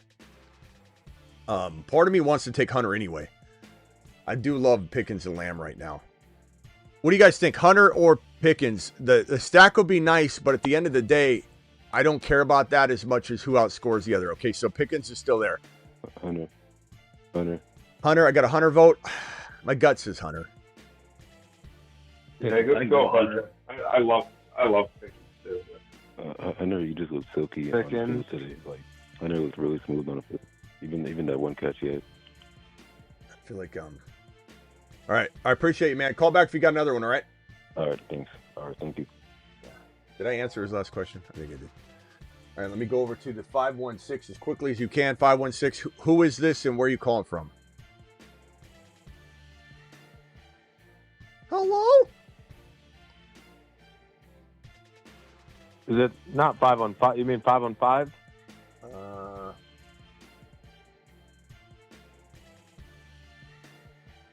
Yeah. 515. Okay, 515. Yeah, what's up, Smitty? This is Steven from Isla. Kind of a trick question, man. So I'm in a dynasty, right? And it's a super flex, full PPR. I've got 3 picks in the first round. I'm just trying to figure out a way to dominate that. I know the first pick's going to be Shador, and I landed the second pick. So I got the second pick, the 5th, and the 8th. So I could get Genty, number 2, and then I could I just don't know if I want to, like, what's the best combo? Because lately it's been going Genty. I've been getting Genty, Ward. You're kind of a little all over the place. You're kind of a little all over the place, and I'm trying to do 1,000 things at once. So can you just repeat the question all in one? Like, just give me the names. Like, rank them. I don't really can't give you a plan of attack for an entire series of draft selections through a round. Like, just give me the players. I'm going to rank them for you. It'd be the easiest thing to do. Okay, so yeah, I got the 2nd, the 5th, and the 8th pick for a dynasty. The 2nd, the 5th, and the 8th pick in a rookie draft. Yep, in a rookie draft, and Shitter's already going 1. So Shitter's gone? No, Shador. Sorry, you said shit. So give me the list of names and I'll rank them. So Genty, Hampton, Ward, Hunter, Henderson, and Agbukba. Agbukba? Hunter, Yeah. Hendy, and say that again. Which one? I think that was it. Yeah. No, you said Igbuku. Amika Egbuka. All right, I'm just messing with you, bro. Igbuka, love Igbuka. Because he's going. Call him Buka. I don't know if it's a reach for me if I pick him up in the 8th with my 8th spot first round. Because if I can't get him in the second round. Yeah, no, that's not a reach. He deserves to go in the top 5. Quick little. Hold on, I'm on the clock. Hold on. Jeez, I got 6 seconds left. Buka's there.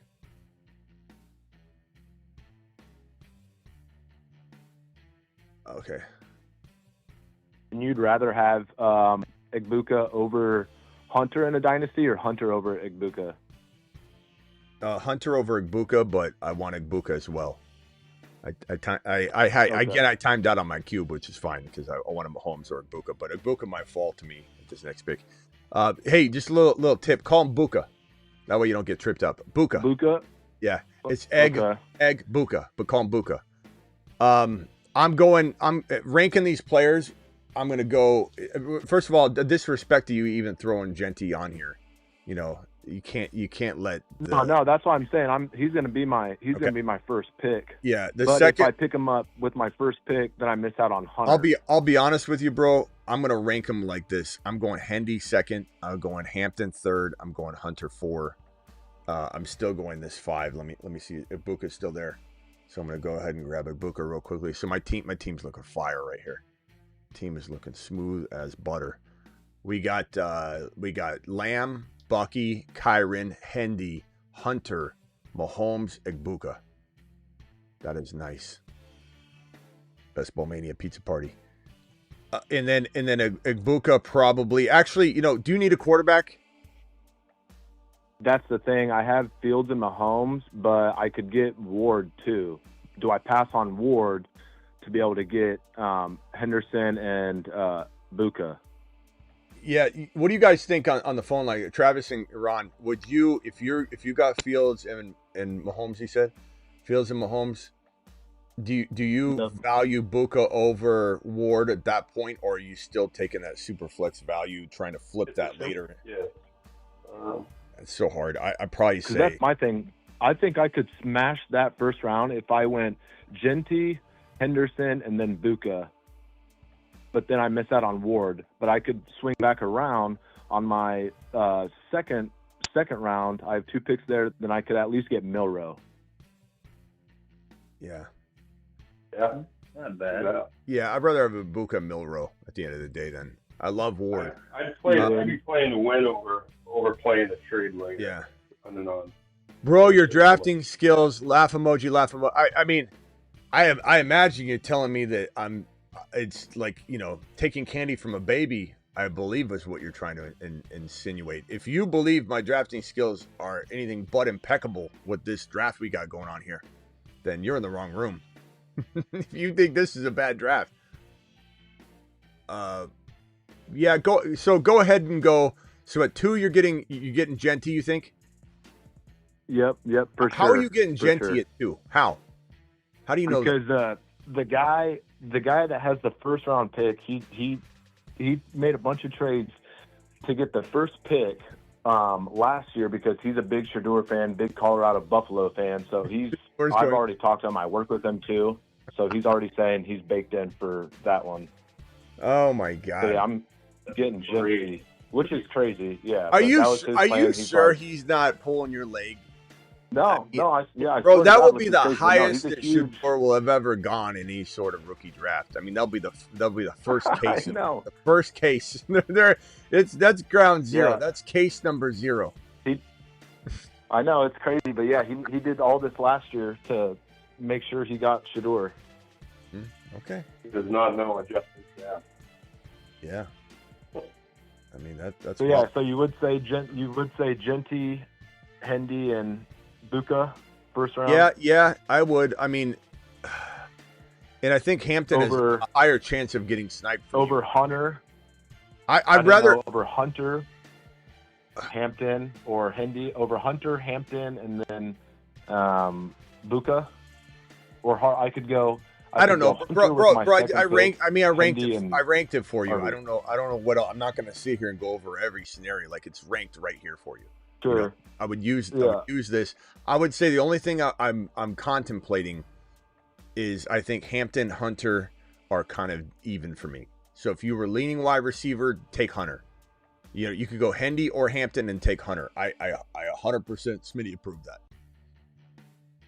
I love. So you guys approve of me passing on Ward first round? Sure. Yeah, I would. All right. Hey, I got to run. Call back if you got another. Appreciate it, boys. All right. Later, bro. Yep. All right. Later. I'll tune in on the live. All right. Later. I mean, sometimes I can't, spin something 1,000 ways, especially during a draft. It's like I ranked it. Like, I'm not going to, nothing. Bo Nix or Kelsey. I'm going to go Bo Nix here. Bully QB this thing. And then swing back around and get Ingram. I've been doing this quite a bit. Where it looks like I need to go with Kelsey to cuff to Mahomie. But really what I'm after is that Bo Nix Ingram stack. I don't have Rice in this case, but I would rather have Nix and Ingram than Kelsey and Mahomes, I think. Just because I think Kelsey, as much as I like him, I am drafting a lot of Kelsey Mahomes. I have almost too much of it now, and I'm trying to shift over to oversaturate the Nix and Ingram. To diversify, number one, but number two, I think that Ingram's going to be a top 5 tight end. Ingram's one of the 2 jokers in that Denver system. Let me just make sure I'm not reaching too far for Ingram. He may or may not fall to my next pick. 105. No, he won't. I got Were it. you surprised to see that Royals didn't do anything with the KC game? I was kind of surprised at that. Not really, because, he got some run. Royals and the running back. What's his name? Rashard Smith. Yeah, he got run. Yeah. Not everybody's going to get the right play call. This goes back to Genty. Genty had 3 carries for -1 yard. They're all 3, I believe they're all 3 draw plays. 1 or 2 of them without Geno in the game. At least the one of them was without Geno. There's no stretching the field with Brock Bowers. Like, it's ridiculous to even assess it. And then there's other cases where you watch Hendy go crazy and it's positive. You watch, but again, the perfect mix of Hendy and using the information as if it's good, and then ignoring the Genty, data and even visually what we saw is it's just sometimes you're going to get evidence and sometimes you're not. It doesn't mean what you think is wrong. It just means you didn't get any corroborating evidence. But when you believe someone's going to pop off and they show it right away, you have nothing but positive reasons to think you're right. Whereas if you think someone's going to pop off and they don't show it, yeah, you didn't get extra evidence, but does that mean anything? No, because it's 3 plays and the offense wasn't even together as a whole. But I do believe that I will say this. I do believe that in Harvey's case, you got a little mix of both. You got Harvey, who looked phenomenal on a couple carries, and then at the end, he got 2 or whatever extra really bad, there's no room to run.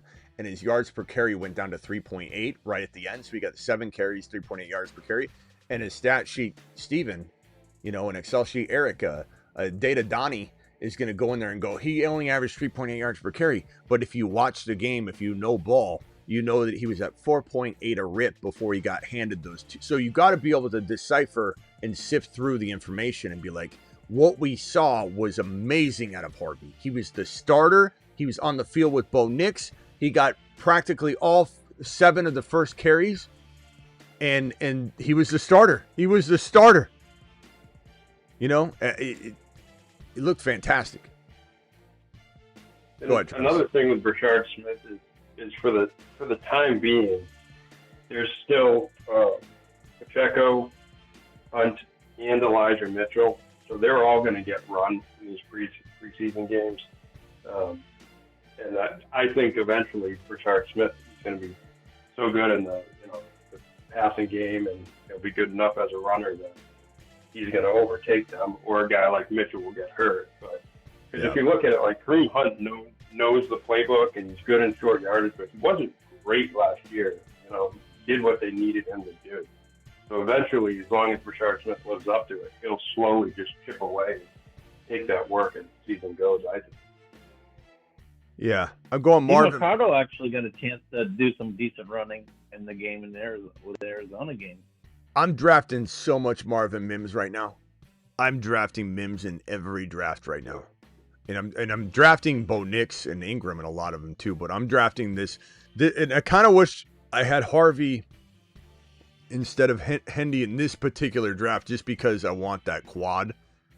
And I think that quad is going to be similar to the Joe Burrow, Chase Brown, you know, in a different way, just because it's so cheap. You know, it's very, very cheap. It costs you nothing. Bo Nix, Marvin Mims, Harvey, and Ingram all cost you. The only thing that's even remotely expensive is the Harvey pick, which is around roughly five. And so you're getting that cheap version of that quad stack that helped win Best Ball Mania last year. Let's see here. Oh, Ray Davis just went. That's a blow. I think this guy, I'm still drafting him. I think Tank Bigsby is still going to be, even though ETN got a majority of the work at the onset, similar to Harvey, where you can draw kind of some conclusions about what running back started and played with the starters, and ETN did. I still believe Bigsby, he's been the focal point of the rushing attack the entire camp. I think there's a little more to the story, and I think it comes out maybe this week as to what was maybe going on, or maybe they're just keeping things, you know, they're trying to trade ETN and they're trying to up his value, or they're trying to see if they can trust ETN in the role and Bigsby's still going to get a bunch of run. But I think Bigsby's going to drop and tank an ADP this week to a degree from the people that are watching. Like, I don't think anybody knows anything's moved up or down to begin with in some non-best ball. People probably didn't even know that Bigsby was climbing, and they didn't hear that he was the talk of the camp at the running back position. So they probably have no idea, so there's nothing to even drop back down. But in best ball, where people are paying attention to daily news and such, Bigsby's going to tank a little bit, and ETN's going to skyrocket. ETN did go relatively higher, and I don't mind taking all three. I really think, especially if ETN got traded to, let's say, the Bears or the Commanders or wherever later on, you'll have an extra player, which is fantastic. But I'm very, very much loving drafting Tank Bigsby still, and I will continue to. And I can draft Tootin and cuff him and be fine. I think ETN will be traded at some point, or he's not the starter. I truly believe. Yeah, I was gonna ask a him question, man.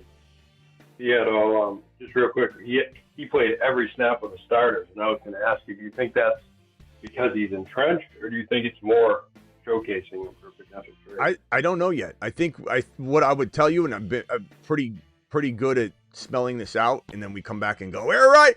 I think there's going to be something that explains a little bit later. It could be that they explain that, you know, he's getting a shot. You know, he's the veteran. We'll see. But there could very well be something brewing as far as upping the value for trade. Who said they got a question? Is that Elgin?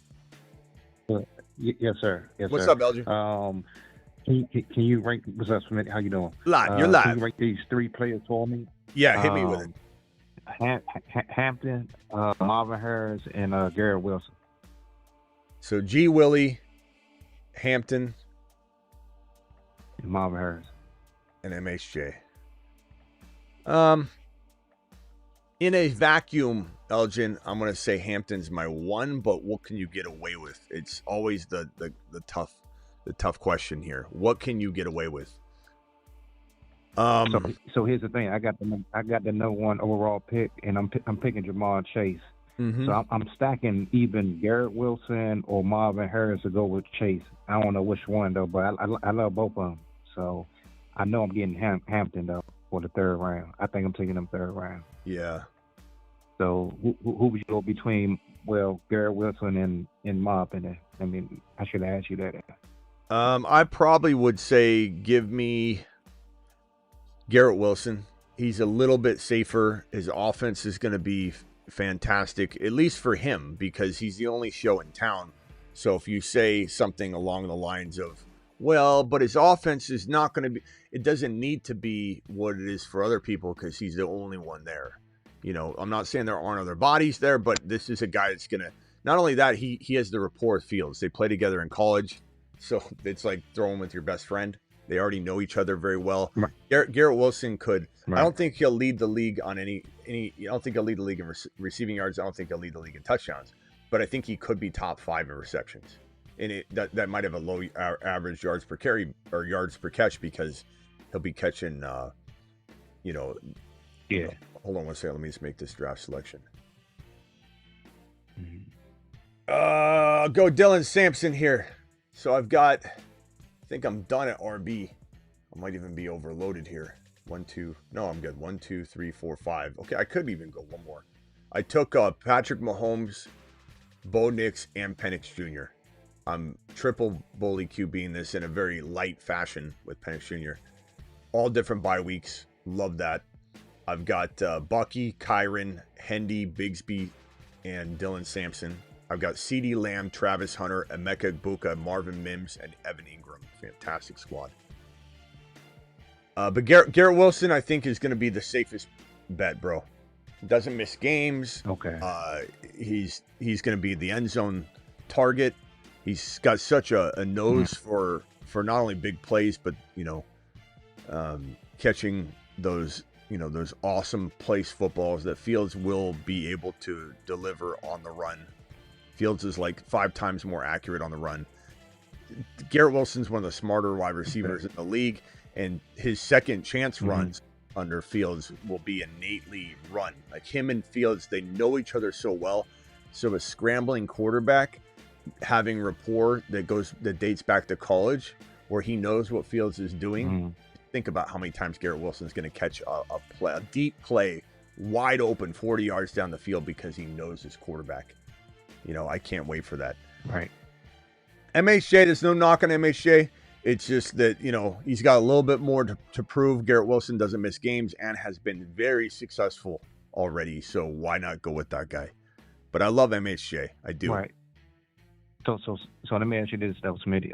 So if I do go Chase, Garrett Wilson, and Hampton, do you think it's too early to grab Henderson in the 4th round and come back with RJ Harvey? No, sir. Smash it. Look, it used to be 5-6. We could do that. Now we got to do it 4-5. That's fine. And then if Hunter falls to the next pick, thank your lucky stars and hammer it home. HHH and Associate style, baby. Do it live. Jam. Call HHH and Associates. Triple H and Associates. Locations on. I must knock this all over. All right. Appreciate you, Elgin. Call back if you got another one. Okay. Thank you. Ron Navy. What else you got? And I got these 2. Actually, Ron, hold on one second. Let me answer these 2 super chats. Smitty really pulled out a monster squad. Thank you, team. Appreciate you. And is MHJ as a 3rd drafted player a mistake? No, he's not. I know you got the avatar of a Cardinal in there. No, he's not a mistake. He is a fantastic player. It's just, are there safer players than him, like Garrett Wilson? Yeah, Hampton a little bit. And then I'm on the clock here. I really do like Isaiah Likely. Who would you guys grab right here? Even though he's going to be out a while, I still think by the time he gets back, maybe Ingram gets banged up because he's kind of injury prone. Do I go Isaiah Likely here? Do I go McMillan and cuff him to Egbuka? Or do I go Thornton? 5 seconds. Like Thornton. I'll go with Ron's pick here. I do like Thornton. Thornton has a little bit of a vibe of maybe it takes him a little bit longer this year to get going.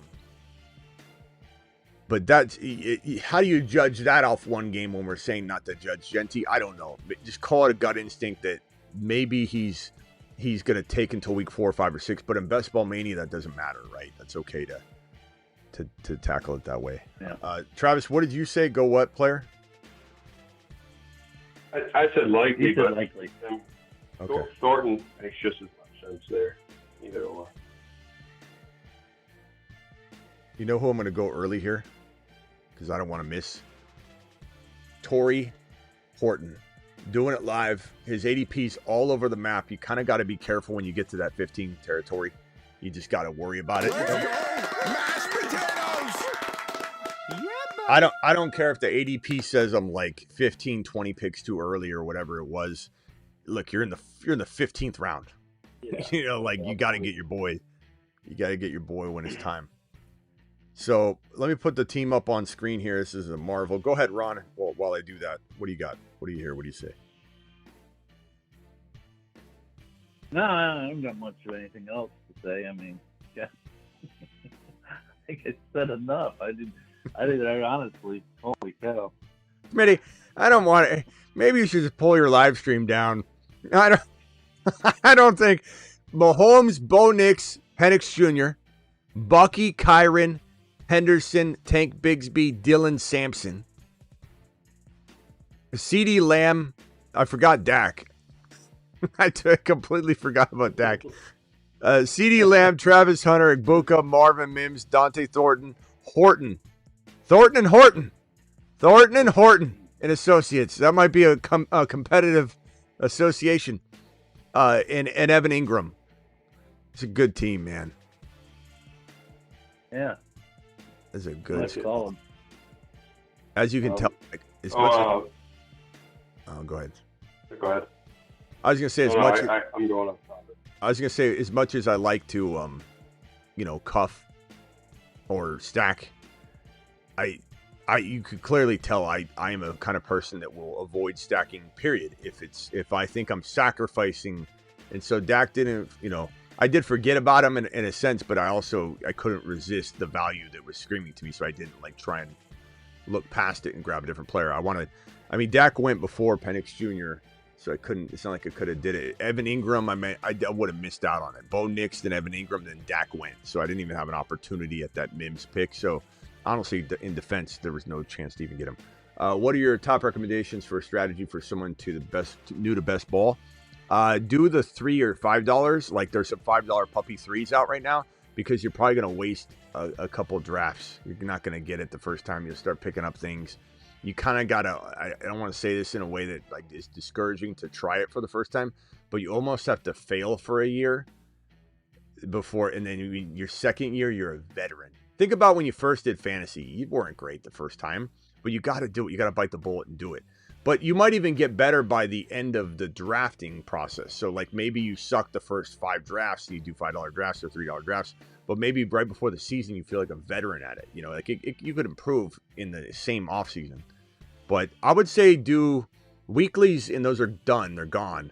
But next year, weeklies are the best because you can have injuries or you can have players get suspended. And it's all about any week gets you 20K with the same team you drafted. So the weeklies give you that shot every single week of being in the mix. Let's go with... Damn, boys.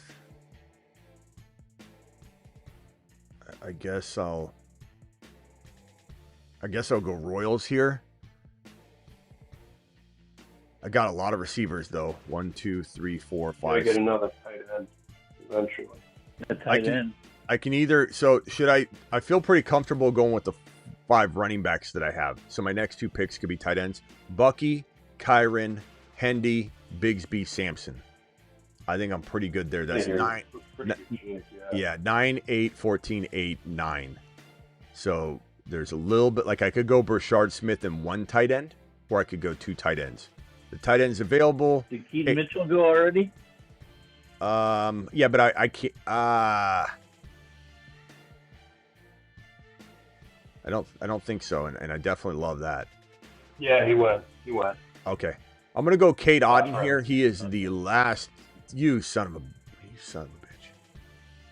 bitch.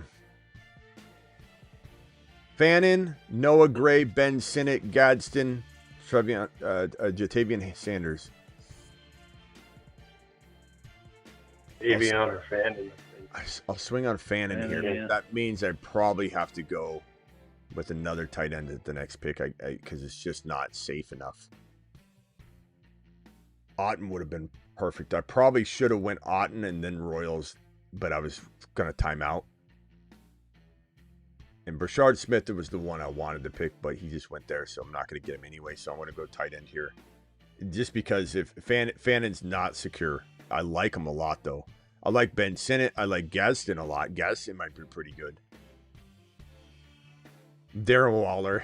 Remember when everyone was like picking Darren? As soon as Darren Waller signed, and I came into the live stream. I'm like, "What are you doing, guys? What are you doing? This is a nothing burger." Waller went from getting drafted really high at first as a tight end to now he's completely undrafted, and he's injured. Darren Waller. Oh, Pat Freiermuth is still available. You like him, Ron? Yeah. Well, yeah, I like the way Washington looked tonight too. He had a nice catch over the middle. He's a big old boy. I tell you, they're going to use him this year. So, what do you guys think? Gadsden, Sinnott, or Noah Gray? I got Mahomes, which is Sinnott. I love Sinnott. If something happens to Ertz, Sinnott's poised to be there with Daniels. So I mean, he might be the next. I like Sinnott. He might be the next George Kittle, guys. I'm telling you, I'm not backing off that. Ertz gets hurt a lot. Like it was rare that he stayed healthy that long last year. So I think Sinnott. I like Sinnott. I don't know if he'll make it or not. He is the second highest ranked. If not, I'll go Gadsden. If not, I'll go. Man, Higbee or Ferguson. I could have went Ferguson and Higbee, which would have been, in hindsight, maybe the smartest move to get both of them, and that would have been good. But I love Fannin. People don't realize Fannin was the #1 receiver in the nation last year in 2 of the 3 categories over Jeremiah Smith. Well, if they listen to you, they know. Yeah, Tet McMillan, like all those guys. Fannin as a tight end. He was the #1 in the nation in yards, #1 in the nation in receptions. As a tight end, beat out every single wide receiver in FBS. And he was still like 13th, I think, tied for 13th, I believe, in touchdowns. So he almost had the Triple Crown. Insane. Conklin. Okay, it looks like he'll probably fall. With my luck, this guy's going to take Ben Sinnott just because he's listening.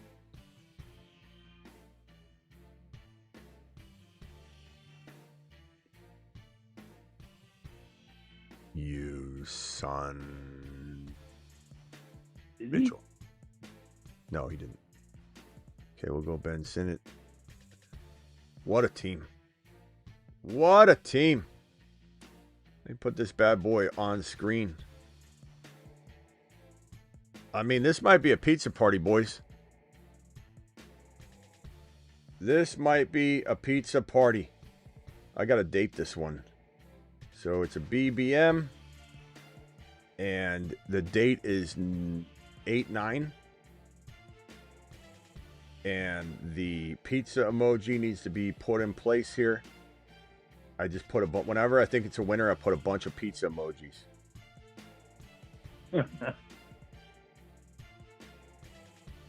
I was looking at a bunch of my teams from the big board before the NFL draft. And, you're always going to have pros and cons to drafting early. The cons don't outweigh the pros, in my opinion. But some of these teams are wild. They're just crazy. Like Henderson, in the 60s, 70s. And then I'm also getting Travis Hunter in the 90s and 100s, So it's such a fun time to draft. All right, here's my team real quickly, and then we'll get into another draft if we hit that do we hit that 200? We need 9 more thumbs up to do another draft. 9 more thumbs up, and we're doing another draft. We got 191 thumbs up. Mahomes, Bo Nix. Let me do this. Let me copy this and put it on both sides here. Look at this team, man. Look at this squad.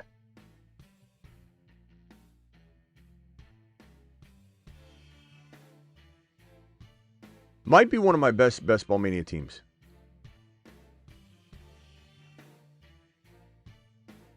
Mahomes, Bo Nix, Penix Jr., Bucky, Kyren, Henderson, Tank Bigsby, Dylan Sampson, CeeDee Lamb, Travis Hunter, Emeka Egbuka, Marvin Mims, Dante Thornton, Torrey Horton, and Jalen Royals.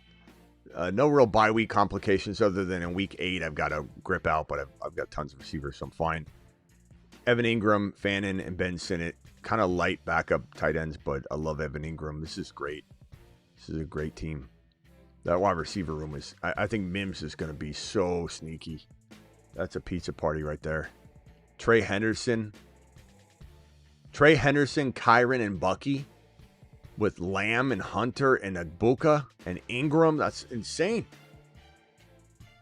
I love that squad. Love it. Yeah. All right. Let's get into another one. Ladies and gentlemen, let's go to the puppy. What is it? Isn't there a puppy out right now? Puppy 3? Yeah, Puppy 3. I haven't seen one. Yeah, Puppy 3. $5. Puppy 3. Don't click it yet, everyone. Here's the link. The link's pinned in the live chat, but I'm going to drop it fresh. I'm going to give everybody about a minute to sign up real quick. It's real quick. Click that link. And if you don't get in now, do it now so you're ready next time. Click the link. I just dropped it. Underdog, promo code Smitty. Underdog will match your first deposit 50% all the way up to $1,000.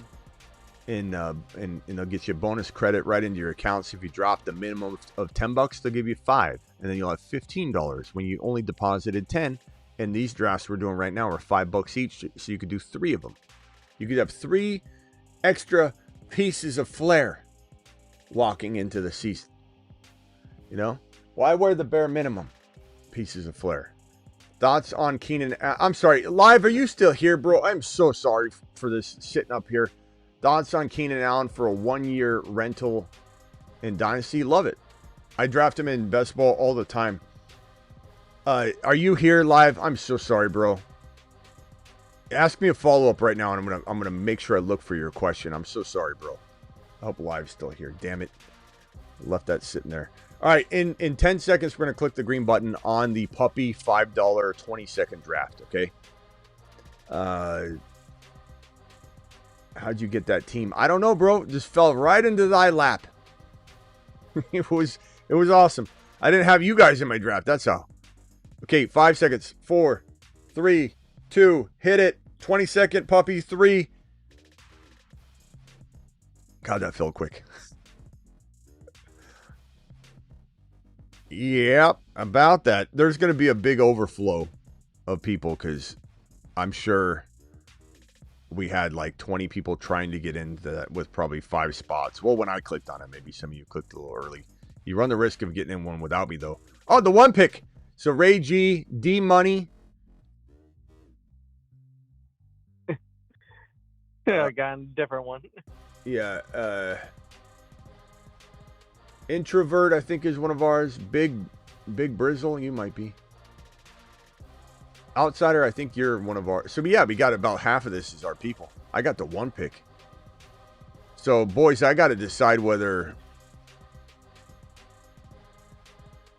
I got to decide.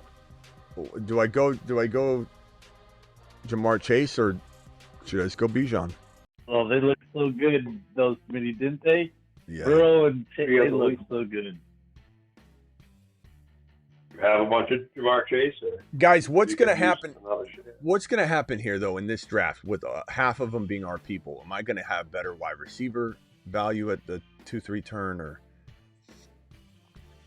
I'm going to assume people grab running back. I'm going to go Bijan. I love Jamar Chase, though. I mean, the running backs are going to fly.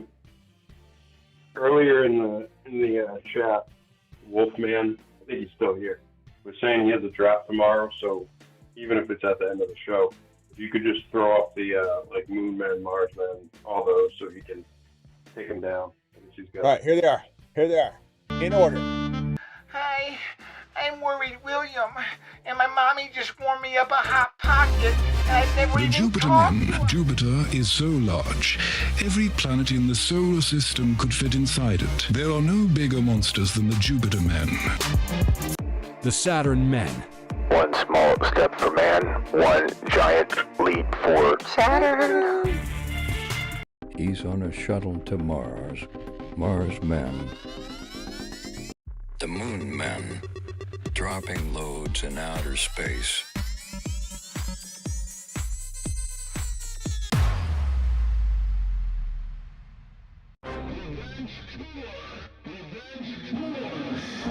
Look at Mitchell.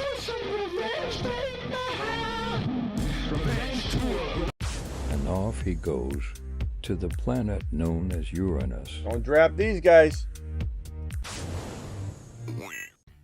Look at Mitchell on top of that revenge tour board. That's so beautiful. Remember when last week? Might be Yeah, I put Shador. People are like, why is Shador on the revenge tour board? Well, because he stomped all over. Yeah, he's been round draft pick, and he should have went in the first or second round. He's been suppressed more than any player that's had to prove themselves that we can probably remember.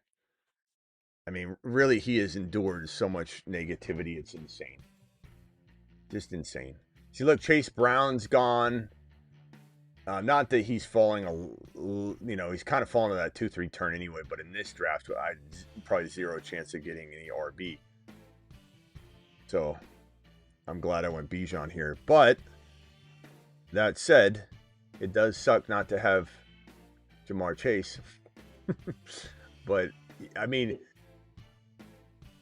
part of me thinks you could do the two-headed monster with the Bijan and Jamar Chase. Bijan, Jamar Chase, and Burrow, like the three-headed monster in an auction. Let's go. Man, I don't know, boys. Because I'm going to time out, I'm going to go Garrett here. Do I go Hampton or MHJ? I got Bijan and Garrett Wilson. Hampton or MHJ? Probably Hampton, maybe. Yeah. All right, so I got Bijan, Garrett Wilson, Hampton. This is a puppy 3. We're definitely in snipe territory.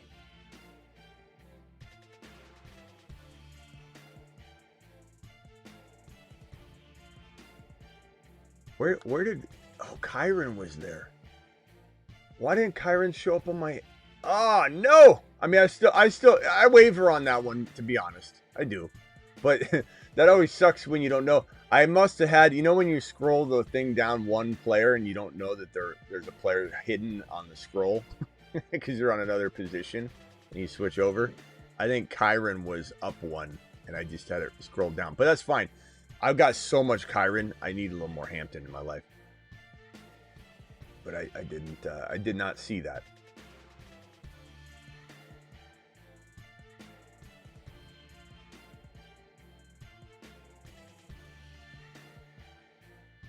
Why is MHJ in this conversation? Why would he not be? Santos, why would he not be? What happened? What happened to me last night with Buka? Says Corey. Or that happened to me last night with Buka. Okay. Bro, the running backs. Yeah, this environment, we're in a snipe environment. Crazy up in here. Crazy. And the thing that when you get into this, this environment of like-minded drafters, you unfortunately trim out all the fat.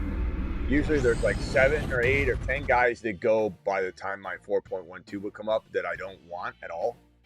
And so like somebody falls to me at 4.12, but this is just, it sucks. Everybody's just, it's still fun though.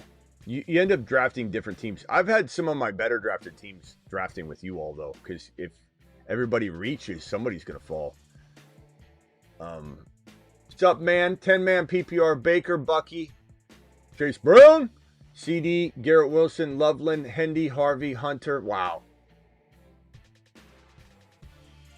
CD, Garrett Wilson, Bucky, Chase Brown, Hendy, Harvey, Hunter, Egbuka, Rashi Rice. This almost isn't even impressive anymore. You went a little overboard. This is almost like, when you see an AI video now, and the AI video is of like an explosion, and that used to really impress you, and now nothing impresses you anymore. Any video, somebody could send you a video of anything, and nothing. We've literally lowered our bar of excitement. We just are not impressed by a single thing anymore. And when I see this, I feel like this is an AI team. It's great. Yeah, Smitty approved. You bet your bottom dollar, James. I mean, what more can I tell you? You crushed it. You will not have. in that league anymore. They're going to hate you. You just lost some Yes, relation. if you're in a 10-man league, which I still have one 10-man, like your team should look like that. You're a 10-man.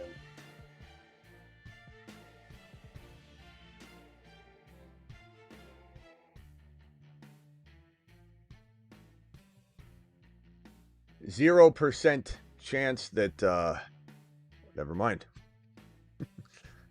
Okay. Ray G. Lee. I did not think, well, I was going to take Worthy if he took Harvey, but I was kind of shocked.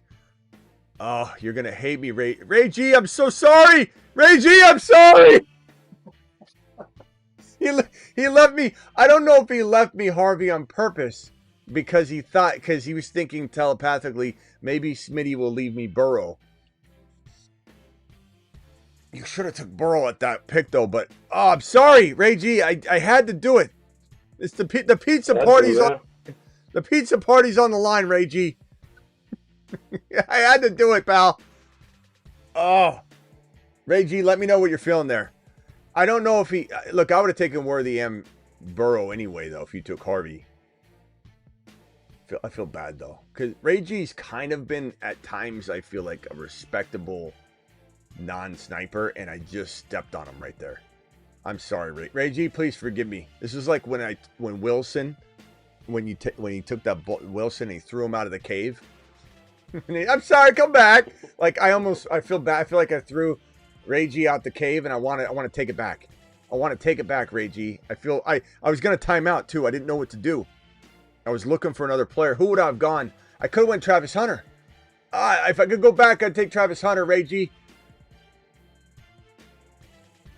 I really do like Travis Hunter there as much as Burrow. That's what burns. That's why I feel like Tom Hanks right now. I wish I didn't do it. I wish I didn't throw Ray G out of the cave. Son of a bee. Give you one mulligan per draft. Sure, I got that. Ray G, give me another chance. I am one of the boys. I normally wouldn't do that. Ron would have went ballistic. I don't think Ray G's anything like me. If I really could go back in time, I would honestly want Travis Hunter because I only have Garrett Wilson. But I mean, I've taken the best player available by far. You know, Bijan, Garrett Wilson, Amarian Hampton, RJ Harvey, Joe Burrow. Like, that's crushing. Look at the wide receiver run. Pickens, DJ Moore, Hunter, Sutton, Samuel. I mean, you guys trying to screw me? That's right. I'll take your running backs then.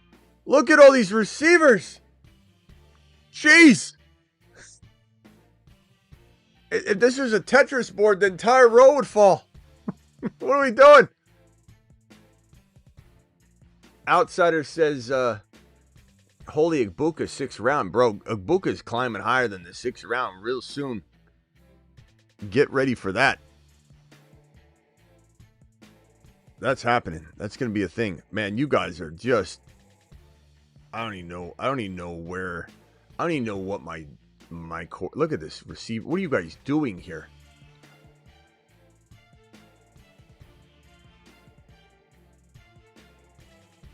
Look at these receivers. There's literally 1, 2, 3, 4, 5, 6, 7, 8, 9, 10, 11, 12, 13, 14, 15, 16 wide receivers right here. 17. Well, Jacoby and Pierce all the 6 is wild. This is insane. Yeah, Jacoby, bro, what are you doing there? You're not hurting me with that. I might have to do something crazy. Jaden Reed, is he going to miss week 1? He's in a booth, and they said they hope he's back for week 1, so it's very iffy.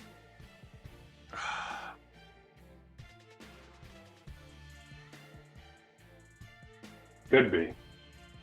I don't guarantee yet.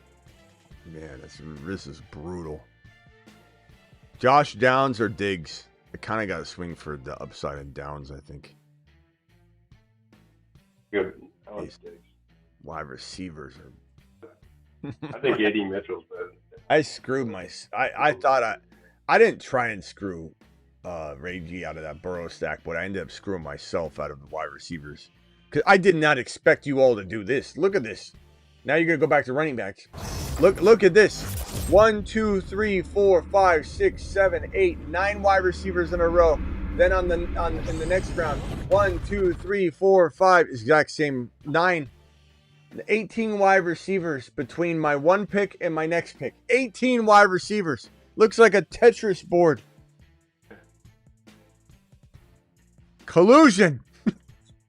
What in the hell? Yeah, Ray G got them to take all the receivers from you. Yeah, that's definitely. This is not one of those drafts. Yeah, Ray G called in some favors. He's like, he took Burrow. Get him. Do it. Execute plan. 19 wide receivers.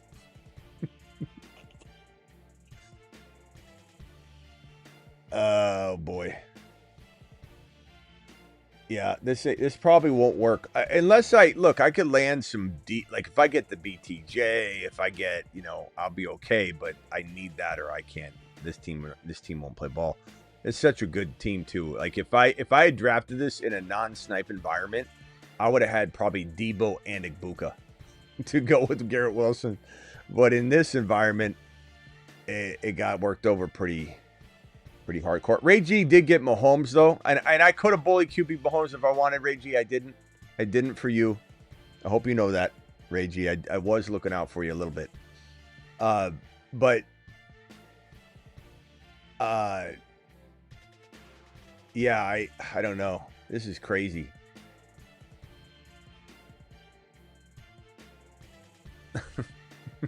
I got screwed. If I would have went Hunter and got Mahomes, I would have been happier. So reverse engineering, mistakes were made in this draft. Mistakes were not made in the last draft. Mistakes were made in this draft. And in conjunction with drafting with you sniping mofos. Mahomes and Hunter would have been better. Maybe not. I mean, look, if Reed, this is best ball. If Reed misses week 1, let's say, or whatever, not a big deal. If Reed can be the player we think he can be, I don't know. I love Reed, man. I hope he gets traded. I hope he gets traded to Buffalo or, send him to, I don't know, somewhere. Anywhere. Green Bay doesn't know how to use it. No. And if you think they know how to use Golden, you got another thing coming. But Downs and Reed isn't the worst number 2 and 3 considering how stacked I am, but I don't think this wins. You win some, you lose some. $5. I don't want to say I flushed it down the toilet on this one, but it might be swirling around the bowl a little bit. Hasn't gone down yet. Still a chance. Okay. Michael Pittman Jr. is there. If I wanted to cuff Downs and Pittman Jr. together, I suppose. I knew Ray G would take Coleman. I think AD Mitchell's better than both of them.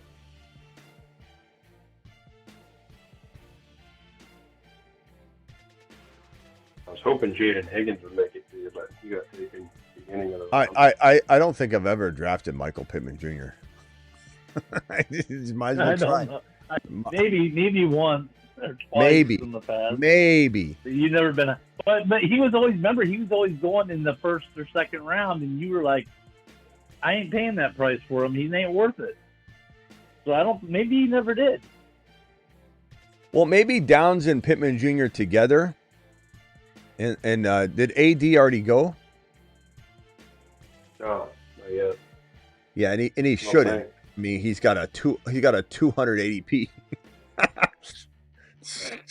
Because you kept saying that, so I'm like, what did he go? Like, are you saying that because he went? No, he goes literally almost double the distance from here. So if I do get all 3 of them, I mean, maybe. That's not bad.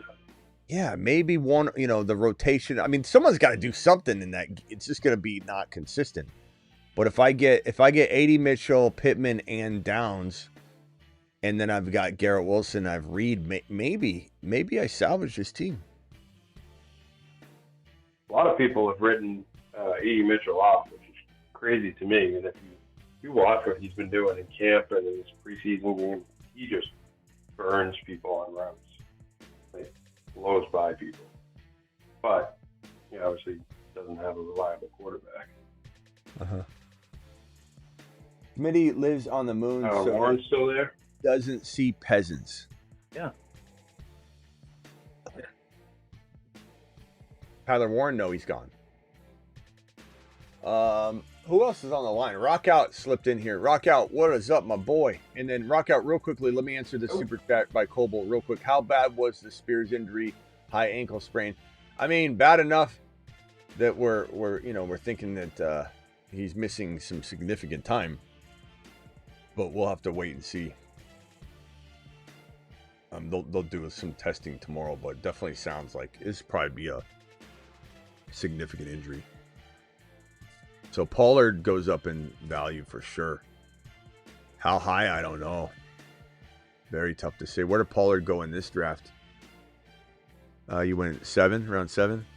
So do I like Pacheco over Pollard? Probably still a little bit. Caleb Johnson, Pollard. It seems like a good place for Pollard, I suppose, right now. Mason, I like that. Good territory. That's not too early.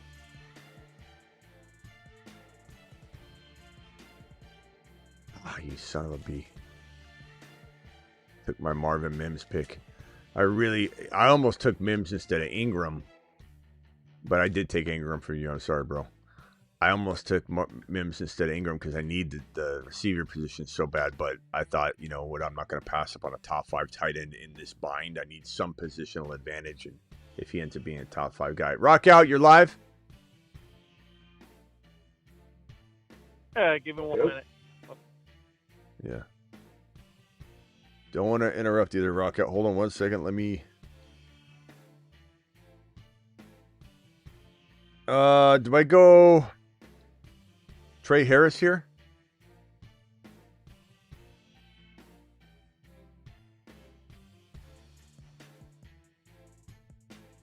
Sure.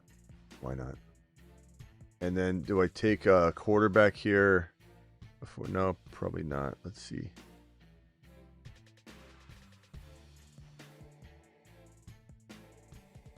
I'm going to time out, so I might as well just time out on my boy.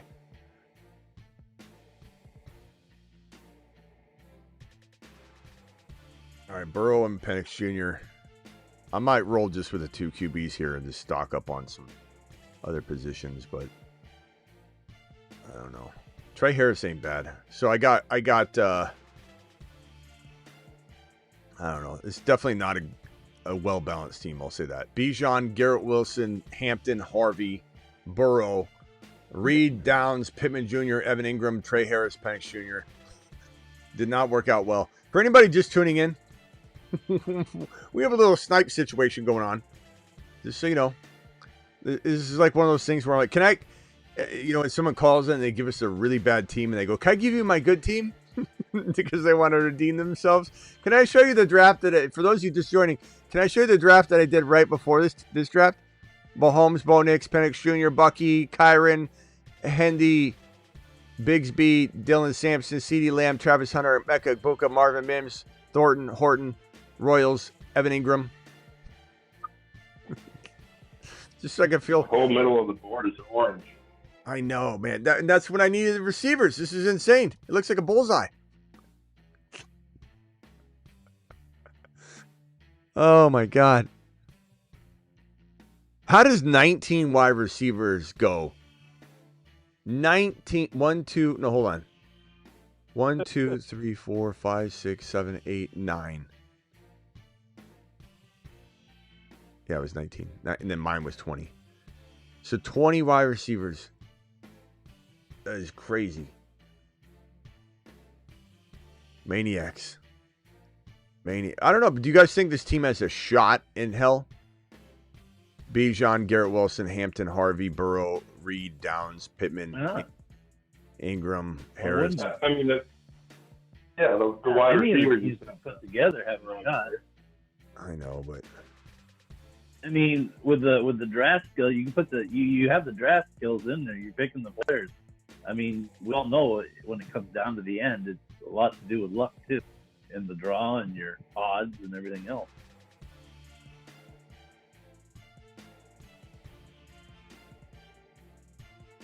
Yeah, it's got a hell of a shot.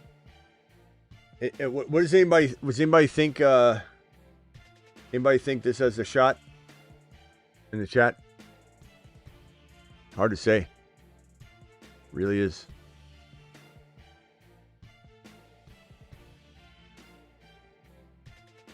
Look at the teams that have won it in the past or done really well. You look at them and you're like, how the heck did they get this team through, and how does this team do so well? You know? Yeah, we're getting a lot of no's. The one you think you won't is the one that usually can do the best. No one wants to think outside the box though either. Nope. I'm gonna have to reach on a couple of these guys. Sorry guys, I'm just reaching like a bastard, but Thornton and Horton, I had to do it. There's no way I'm getting those guys back on the way back. You guys will not allow it, so might as well take two potential.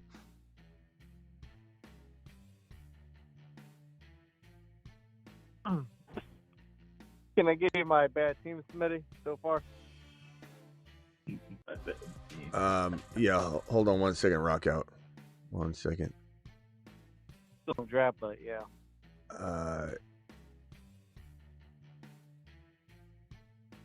Swish says I've called Hendo for days. Okay. Yeah, he's screaming. Oh, Andy. Little way to the screen. We told you. Days. You're talking about days, bro? Try years. Years. No, years for real, because he was gonna come out of college and then he didn't, and it was like that was my number one rookie. That was my number 1 or 2 rookie that year. I loved him, bro. Sucked when he went back, but yeah. I just wanted to show up, check the history. I said Hendy. I just want everybody in the chat to know. You know what, Swish? When you come in here and you say you called Hendy to a community that is literally sat here and watched me punch this button. In a jam, call over HHH and Associates. and over and Triple over. H and Associates. All off season. No one's listening to it. And then you took your bad pick, Smitty. Like, I know, Swish, you want it to be a certain way right now, but it's not.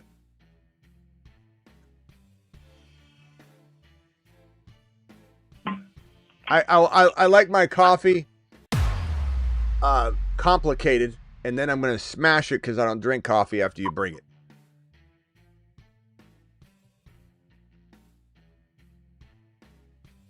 Well, you did also say the reality is you have to go Bijan or Chase number 1. So hard hitting with Swish. Mm-hmm. Oh, go ahead, Rock. You know, Smitty, we talked about this. What? Oh, because I mean, I have been lately coming in and but it very well could be the testosterone I'm taking, dude. It might be. Yeah. Because my testosterone when I started out before they put me on, it was at 123. And after they put me on this medication, it's up over 350 now. Ron's redlining. Oh, perfect. Don't stop. Ron's like a hound dog, right? So it could be the testosterone making me a little. Ask your doctor. Ask your doctor what an overinflated testosterone number, how that coincides. Ask him how it collides with too much red meat. Eating 7 steaks a day. He actually, when I went in there, because he had me on a half a pill of this stuff, and he increased it to a whole pill after my last visit. Well, so that might be something to do with it. Who knows? I was just thinking about that though.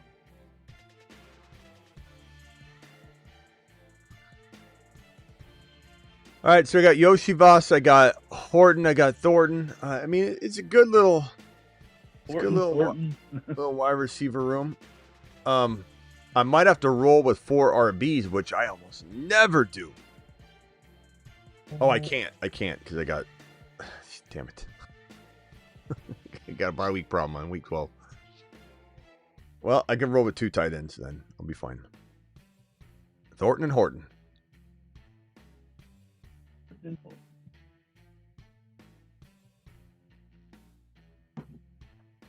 Stafford looks 50 in this picture. Does he? I mean, he is almost. No, he doesn't. He looks like he's in his late 30s in that photo. That's pretty good for 50. Yeah, it looks like 38, and he's 37. It looks. I would have said if I saw it, you said, "Who is this?" I'd say 40 even. Yeah. His back X-rays look like he's 70, but right.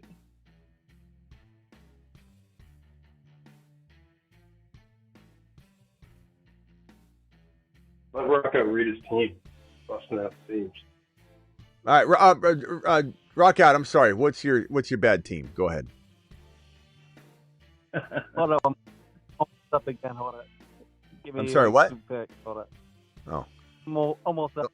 Don't let us bother you, rock out. You let us know when you're back. And us on hold now. Rock out's put me on hold twice on my own show. Oh, this team. I'm not proud of this team, just so everyone knows. I am not proud of this team. This team is not doing it live. It just isn't.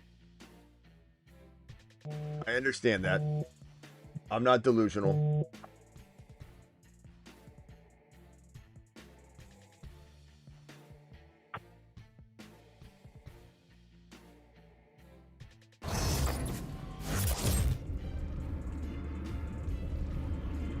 All right, I can read my team.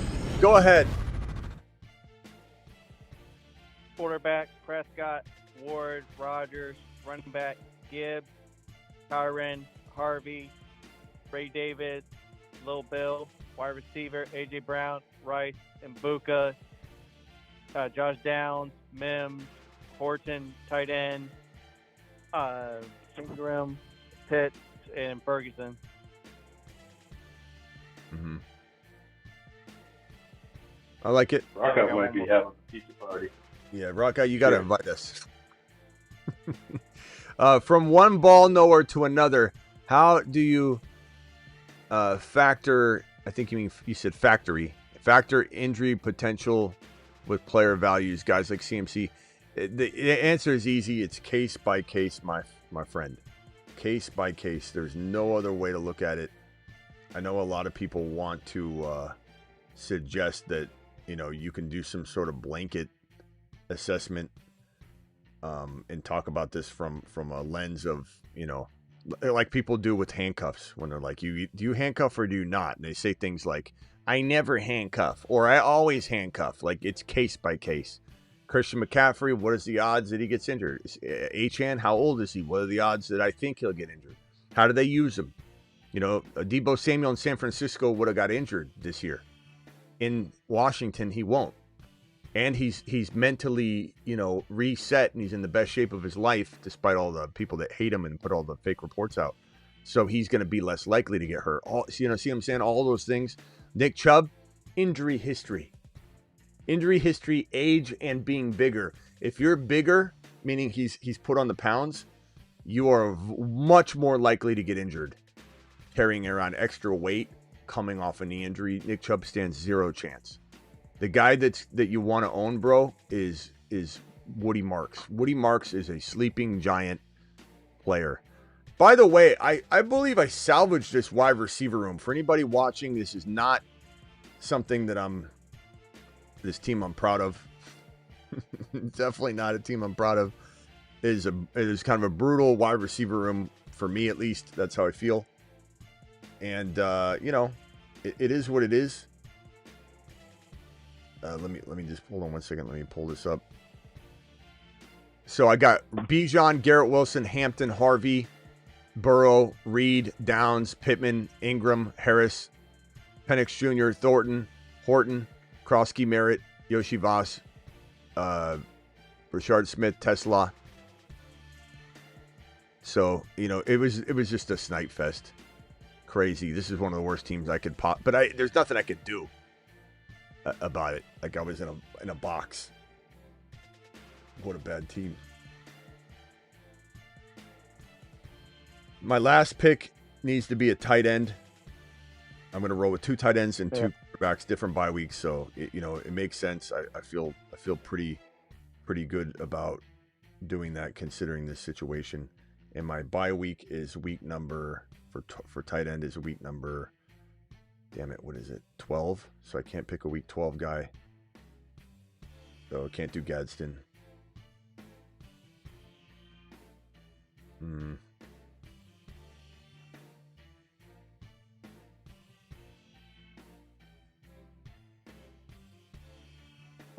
Higbee's hard to bet on because he's injury prone, but I mean he's also pretty good. All right, so I've got that set up. Let me back out of here real quickly. Rock out. What else you got? Can I give you my worst team, the one before? Sure. This one's even worse. Bo, Nick, Ward, Rogers, running back, Chase Brown, Hubbard, Pacheco, ETN, Bigsby, Little Bill, wide receiver, Jamar Chase, Wilson, Pickens, Mims, Kyle Williams, Michael Wilson, tight end Laporta, Ertz, Senate. Okay. Very solid rock out, per usual. Rock out's always doing it live.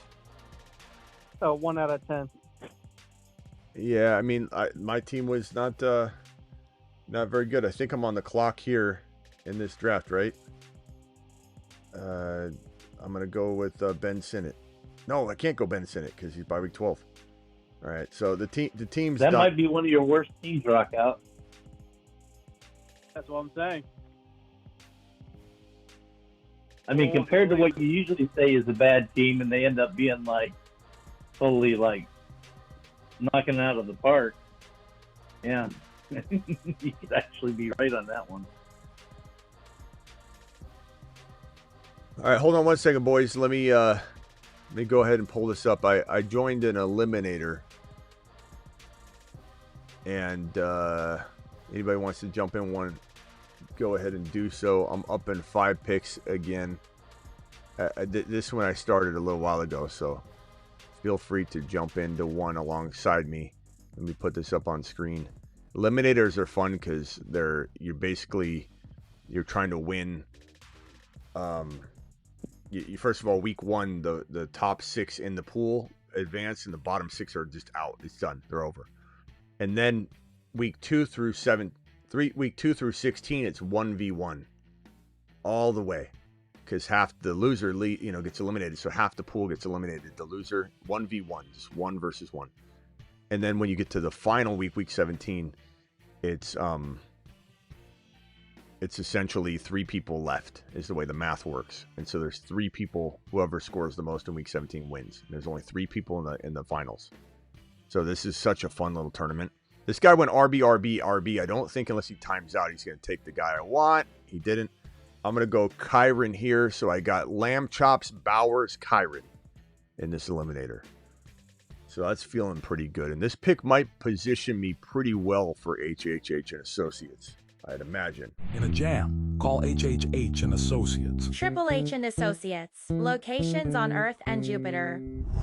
I'm pretty sure that I'm going to be in position nicely for at least 2 of the crew.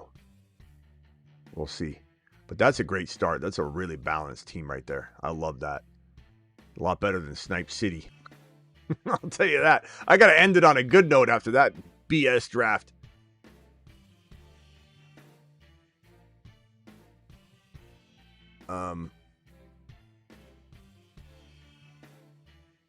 What are you saying in the chat, Swish? You're becoming a very difficult, problematic person in the chat as far as I can see quickly.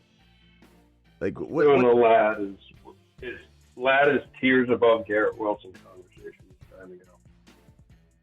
Like what? Like why you think you're so right on everything, bro? You're talking about stuff that's going to be potentially within 5 to 10 to 15 points of what you're trying to say, and you're you walked in the wrong room, by the way.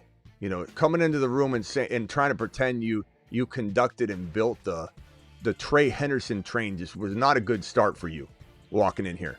Just was not the appropriate venue. You don't walk into, the new iPhone release convention. You don't go to, what is it? The Apple Talk. What's it called? When Tim Cook does his thing. Walk in and tell everybody I invented the iPhone. It's just kind of what it feels like.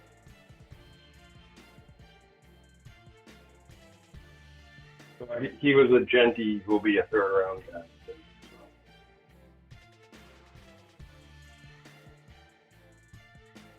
You called it before the game yesterday. Check the history. I first of all, I don't care. I'm not going to go check the history for anything. Number two, you called it before the game yesterday. What are we doing back there, bro? All right, I got to focus. I got to focus on getting this pizza party together. Hold on. We got a pizza party to plan. I don't have time for that nonsense. All right, we are literally we're pushing the limits here of the equinox and where it meets the molecular structure of the gigawatt divide components. Trey Henderson falls. I'm liking that. We're going to take Trey here. We got Kyren and Henderson. Almost maxed out the flux capacitor, waiting for that one to happen. And we did it. We did it live. I don't mind reaching at that place for Hendy right now, especially in an eliminator. Mashed potatoes! Yeah, buddy. Okay.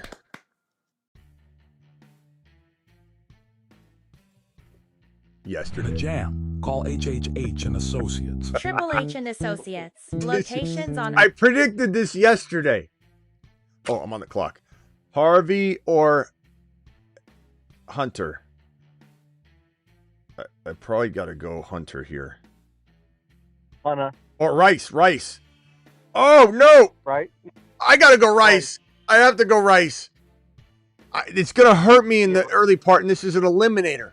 And so that sucks. It really does. But I couldn't pass up the value. We're talking about round 5. I just got to get through it. I just got to get through the suspension.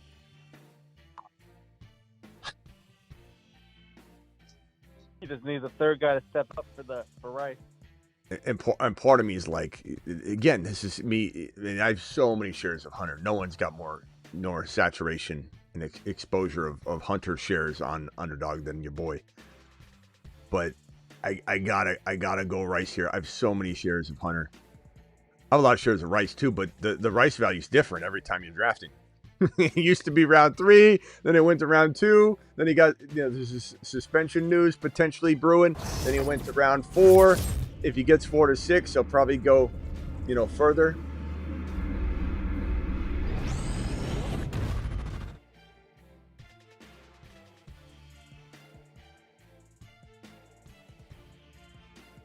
Yeah.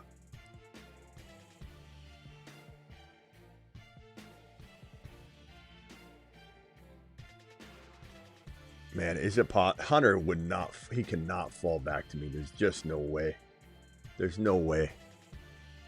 That'd be crazy. He's the second highest ranked player, but there's a lot of wide receiver consumption going on right here, so you never know if it goes like, you son of a B. Nope. This guy didn't even draft anything but wide receivers. He was definitely the guy to do it.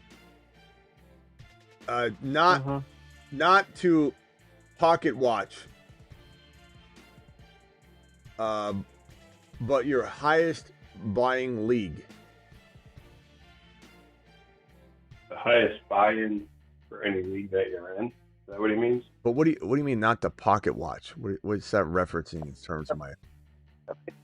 So you say what's the highest you paid for like one? Like not to contest or try whatever? and measure how deep my pocket's in. Is that what you're referencing there? Yeah. Yeah, I don't.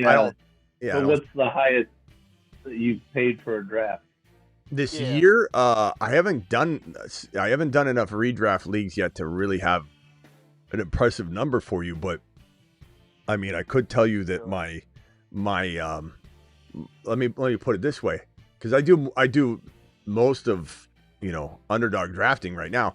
My roster percentage or my exposure on Patrick Mahomes, no pause needed, is over 74%. Hold on one second. I'll go Tebow here. Is over 74% and over $2,000 of drafts. So I mean, you can look at that. That's one way to you want to.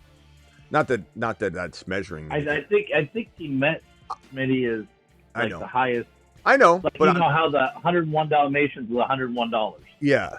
And some of them are $50. Some of them on we already underdog. know that's On all underdog. 25. Yeah, an underdog. I've done a Yeah, 500. I've done a couple of 500s. But as far as like a league, I mean, I don't do a lot of redraft leagues anymore. I do best ball. I have dynasty leagues.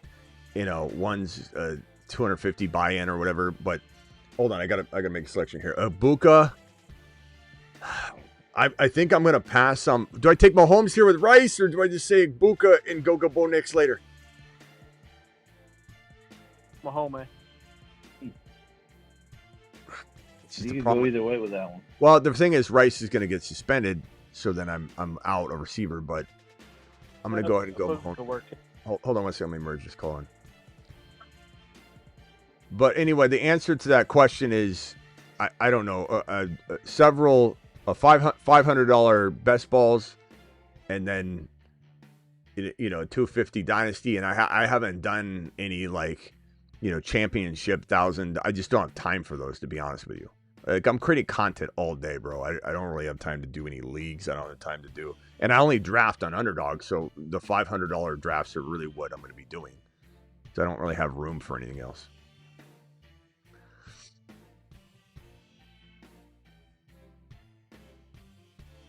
Let's see here.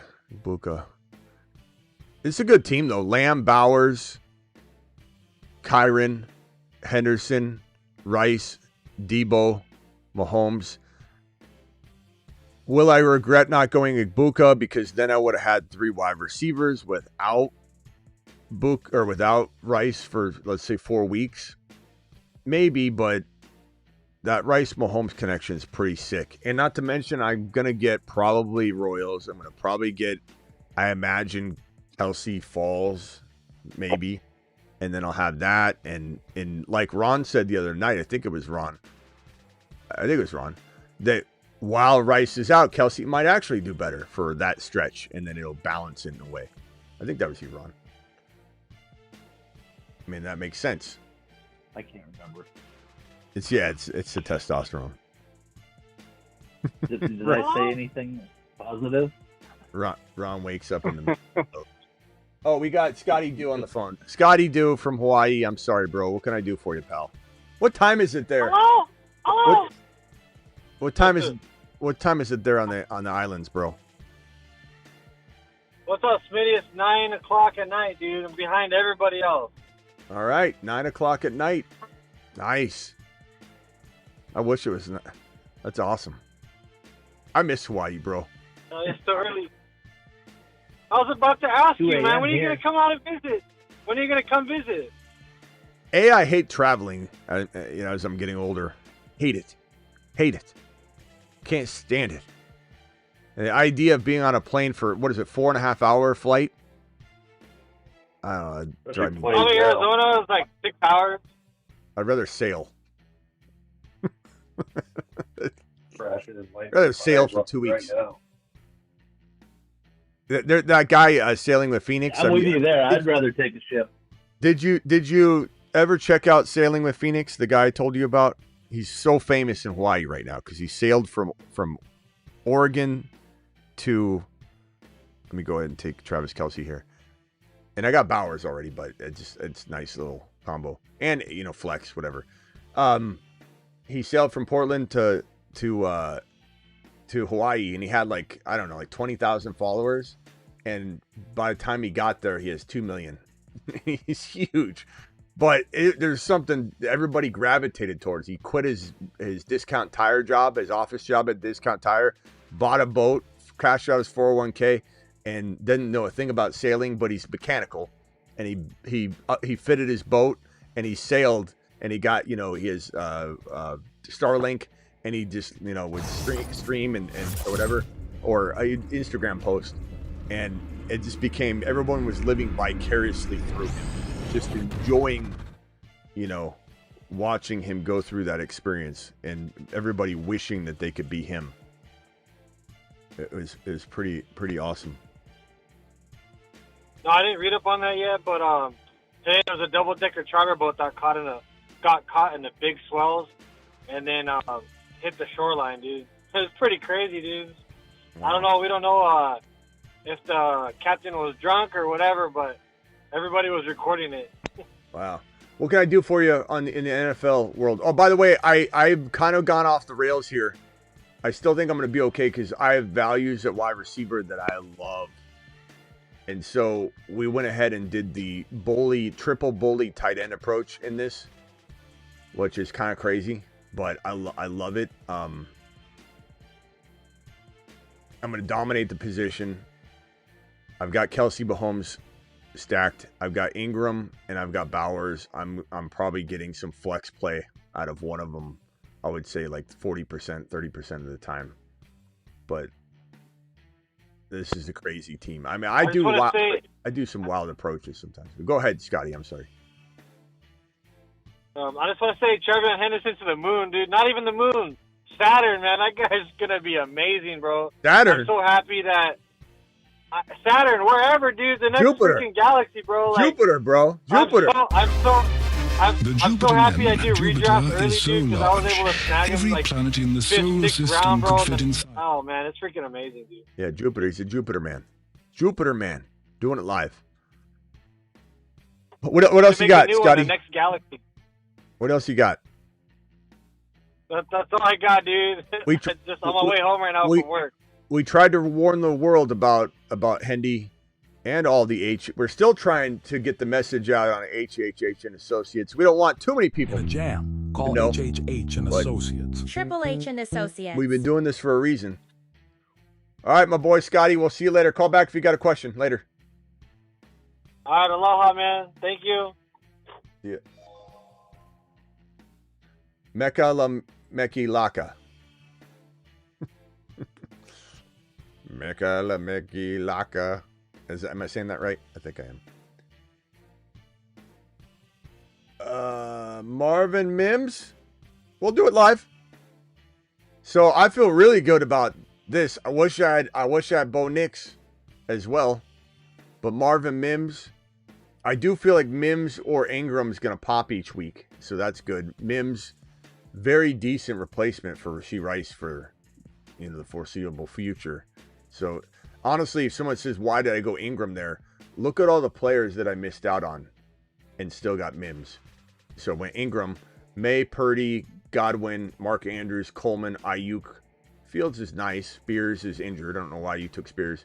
And Njoku, Shaheed, Goff, Prescott. I like Prescott. Stevenson, Tyler Warren's good. Charbonnet I like. But I didn't miss out on much by punting that.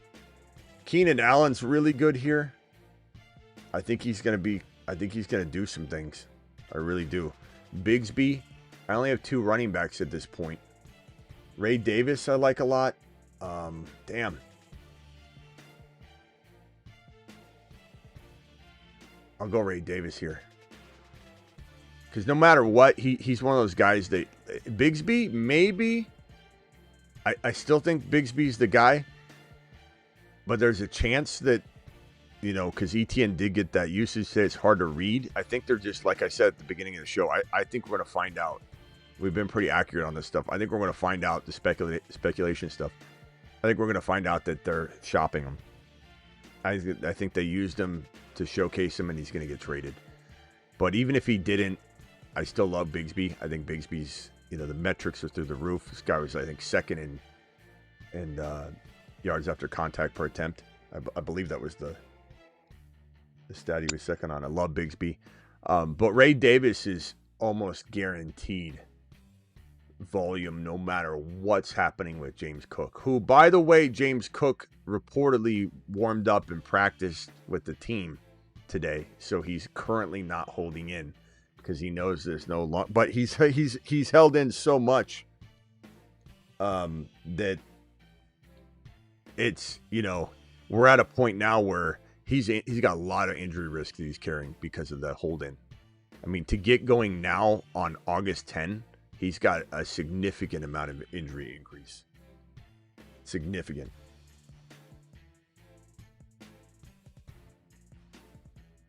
Bad approach, Smitty. You should have drafted Dak instead of Ingram. Yeah, bro. It's that direct. Smitty, I was analyzing your draft. You made a huge mistake grabbing Ingram instead of Dak. Well, we'll see who I get as my backup QB. There's still plenty of time, my boy. And maybe I'm happy with Cam Ward. Maybe I'm happy with Michael Penix Jr. Maybe I feel like that is going to be just fine by me. I don't think your blueprint is the only one that can work.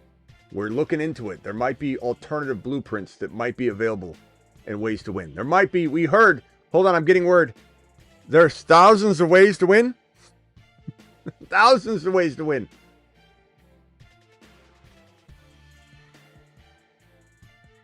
Oh, man. Oh, who else is on the phone line? This is 3 drafts that we've done tonight. How long is the show? 3-hour show. Damn. 3-hour show, and I still got to work out. All right, let me wrap the phone line up because I'm going to be heading out here. Rock out, final thoughts.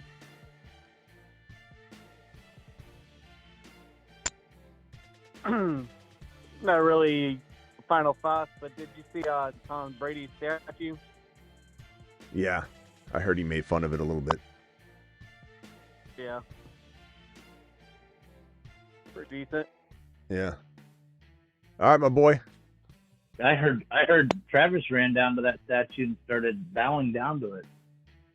We're not worthy. We're not worthy. Oh, Rick Major guy now. Old news. Right. He's not worried about any of that. He's moving on. Right. Yeah, He's I mean, tired. It's like May's going to be after 3 special. in the morning there. Yep. May's going to be special. That's for sure. Yep. All right, rock out. We'll see you later, bro. Yep. Ron, final thoughts? No. It's time to get some sleep. It's like 2:16 here. I know, Travis, you got to be tired. It's 3. Yeah, I'm a night owl. Yeah. All right. Alrighty, guys. Take care. All right, we'll see you later, Have a Ron. good one. Hey, Ron. All right, bye. So I like Tua a lot in best ball. I would never draft him as a starter of on any level in a non-best ball, but he's as capable as anyone of having a 3 or 4 TD game. It's just consistency. How's it? So him and Ward as backups to Mahomes is fine. I love that. Running backs, I only have Ray Davis backing up my. Here's my team real quick. Let me scroll up. CeeDee Lamb, Brock Bowers, Kyren Williams, Trey Henderson. So Kyren and Trey, my running backs. Rice, Debo, Mahomes, Kelsey, Ingram, Mims, Ray Davis. Whoops. Fix that. And, the one reason I love doing this strategy where, a lot of people will say, oh, you're thin here. There's so many players that I want to have on a roster like this where this bully tight end approach is going to work out just fine because I'm not going to say there's 2 snipers in here because whenever I mention the name, they get drafted. So I'm going to wait till we swing back around. But there are players that I absolutely love and I'm going to bank on for this type of squad. Yes, sir. Yes, sir.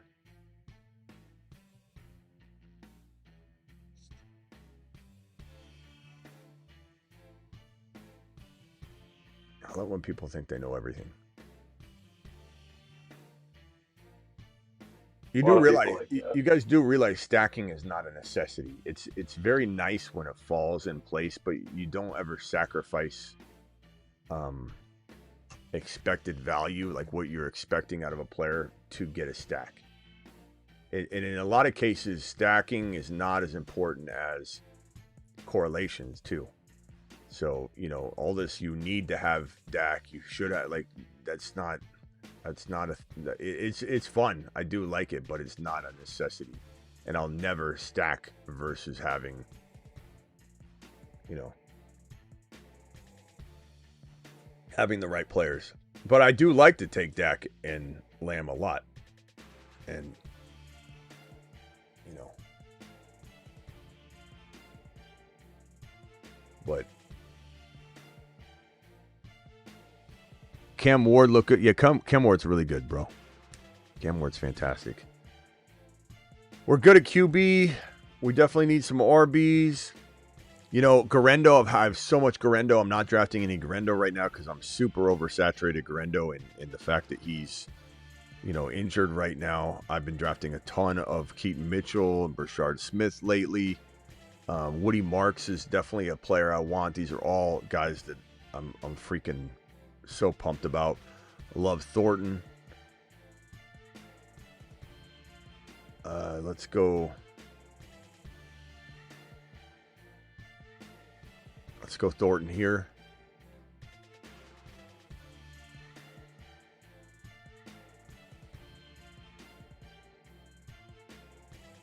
Yeah, Ron came in hot. I think it's funny, he self-diagnosed himself with getting too much of the testosterone. Yeah. Because he's on the show and he's like, in the middle of talking, he's like, I think I figured it out. That was good. I think I know what's wrong, guys. I think I the leash tonight. I don't know why people take Judkins. It's such a waste of a pick. If you could grab him in like a dynasty, or you could like practice squat him, that would be one thing. But to take him in a best ball and get probably bare minimum 10 missed games through the whole process, even if he ends up being innocent and it all goes through like the process, like it's going to take forever. There's no speedy trial. There's more of a chance he's not playing this year than he's playing. We're going to go ahead and take Horton here early so we don't lose him. Horton, Thornton, Mims. Love this squad. The wide receivers are looking pretty nice considering. Lamb, Rice, Debo, Mims, Thornton, Horton. Yeah, with Judkins too, the fact that he waived the right to the speedy trial means they're going to let this play out. And, like, the NFL has to be behind the scenes. The Browns haven't figured it out, saying, as long as you don't sign him, we don't have to deal with it. We just wipe our hands of it. We don't even touch him until he's actually signed to a contract. Because, like you said, the minute he gets signed, then they put him on the exempt list, paid exempt. So why are the Browns going to do that either? Start paying someone that they have no idea what they're doing. Yeah, basically, if he's, so here's week 1, here's week 17. If this is the timeline for suspension, here's the middle of the season. If he ends up being guilty, let's say, of this, and we're going to go over both, innocent to proven guilty. I love Tesla, by the way. Yes, I love Tesla. What pick am I at? Okay, 11 picks away. If, let's say, this resolves itself in week 4, and, you know, he may plea, he may not. The DA's in charge now. A lot of people don't know about this. They'll say something like, it's just a money grab. He'll settle. Like, that's, you don't know what you're talking about.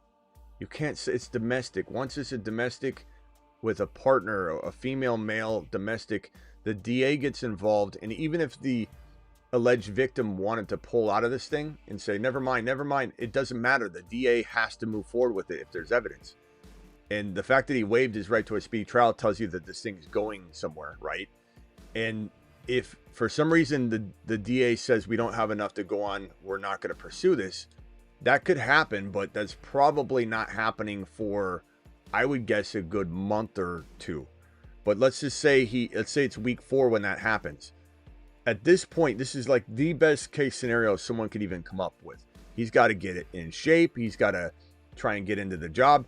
And so let's say you're like week 7 or 8, and Sampson's already just looking amazing. Like he's lost his job. That's like your best case scenario, which isn't even probably as likely. This thing's going to take a lot longer. And if for any reason he pleas out, and sometimes people will plea out, maybe he did something borderline. This is all speculation and just guessing and just making stuff up just to give you an idea of where it could go this way or that way. Let's say he did something that was borderline, okay, you shouldn't have done this, but she's making this, whatever, and he pleads to something. The league's going to give him 6 to 8 games, and let's say that plea happens in week 10, he's done for the year. If it happened in week number 4 and they give him 8 games, that's week number 12. And bottom line is he's not taking the job back when he walks in, because who's to say they even want him to do that? And so the 6 to 8 games is going to be the bare minimum. Now, if the Browns sign him, he goes straight on the commissioner exempt list paid. And like Travis just said, and like we've said for weeks and months, really, that they're not going to do that because then they got to pay him. Right now, they don't have to pay him. If he goes on if they sign him, he goes straight on the exempt list. And now the Browns are on the hook and they got to pay him. Exempt list. What's my squad looking like? God, I got no running backs. We got to go a little RB shopping here. Woody Marks is pretty good here. I think he's a league winner. Or maybe not a league winner. I don't want to devalue the term league winner, I guess, but I would say this is a steal.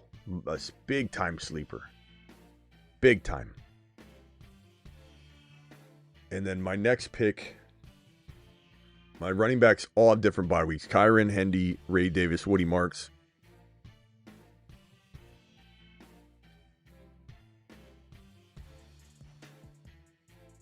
Bashard Smith or Keaton Mitchell?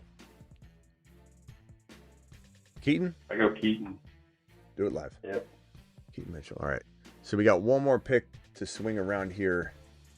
And I've got 3 QBs. I've got 5 running backs. Only 2 share the same bye week, and those 2 players are Ray Davis and Keaton Mitchell anyway. And then my receivers, I got 3 tight ends. I got Bowers, Travis Kelce, and Ingram. Fantastic. And I've got CD, Rashee Rice, Debo, Mims, Thornton, and Horton. Pretty good receiver room. You know, like the damage of going, 3 tight ends like I did in bully tight end setting in best ball. I would never draft multiple positions in a row like that in a regular non-best ball, just so you guys know that's one of the worst moves you can make. But in this setting, I didn't lose anything because in my mind, Horton's a monster. In my mind, Mims is going to be a baller this year, just a straight-up baller. What did you say the calculation was when we calculated it? Mims from when he started to get used on, like week 10 or 11 or whenever it was, to the end of the year. What was that proration? From week 11 on, it was something like 60-something catches for 1,050 yards and just about 15 touchdowns. It was, yeah. Week 11 on. It's insane. Not that smart data to extrapolate, but just the fact that there is a case to be made that you're looking at Mims thinking he was used all year and got you the numbers he got you. The thing is, he was used barely at all in the beginning of the year. Was used near, what week was that you started calculating? Week 10? So I think it was week 11 against the Falcons. So from week 11 on is when he got used, and he still got you the 6 touchdowns and what was it? What was the number? Oh, I got it right here. He pulled in 503 and 6. So getting that kind of damage, 503 and 6 from week 11 on, essentially, if you start saying, oh, Mims only did this, you're not looking at it. Like, he blew up. Yeah, all of his touchdowns and 434 of the yards came from that time on. Yeah. He did essentially nothing. This is a top 10 wide receiver per start, which is crazy because no one's talking about it. I probably got to do a video on this, a video solely on, maybe the Denver Arsenal. But Marvin Mims might be a monster. A monster, I tell you. And the thing is, if you look at it, that week 11, week 12, he only had 2 and 3 receptions. He started getting more and more receptions as the year went on. If you look at it from week 13 on, it's more like something like 75 or 78 receptions. 78 receptions he's on pace for from week 13. Hey, are he's you an here? 80 reception, 80, 90 reception guy. Are you here, my boy? I'm sorry, OSC, if I didn't answer this yet. Started a 10-team PPR best ball sleeper league with Lamb, Nico, Kyren. Hampton, Harvey, Travis Hunter, Henderson. Oh my God. 10 man, but still very good. Ingram and Buka. That's crazy. Are you still here, my guy? Thank you so much for that super chat and sharing that. That's a fantastic team. Jeez. That makes me proud. Yoshi Voss, I'm kind of thinking here, or Tesla. I think I'll swing big for the spike weeks in Tesla. I like Yoshi, but I think, especially if an injury happens, this guy's going to find the end zone. He just gravitates toward a big play every game, I think. I think Tesla is going to get like a touchdown and 50 yards 2 or 3 times in the first 10 weeks. Yeah. And I think there's going to be at least, I think I said a bigger number last time, but I'm going to dumb it down and be a little bit cautious to throw this out. But I'm going to say at least 2 games where he's over 100 and a touch this year, Tesla. Not that he's going to be consistent. So best ball, he rocks, and non-best ball, you got to strategically use him, and you might want to consider a redraft. You can't really draft him yet, but you monitor him. He'll be one of the waiver wire top pickups of the week for several weeks in a row. Yeah, he looked really good running routes too in that preseason game. He's going to get open. Yeah. So team in totality here. This is an eliminator. And the importance of the eliminator is that you can get eliminated any week if your opponent beats you. Then you're done. You don't get another chance.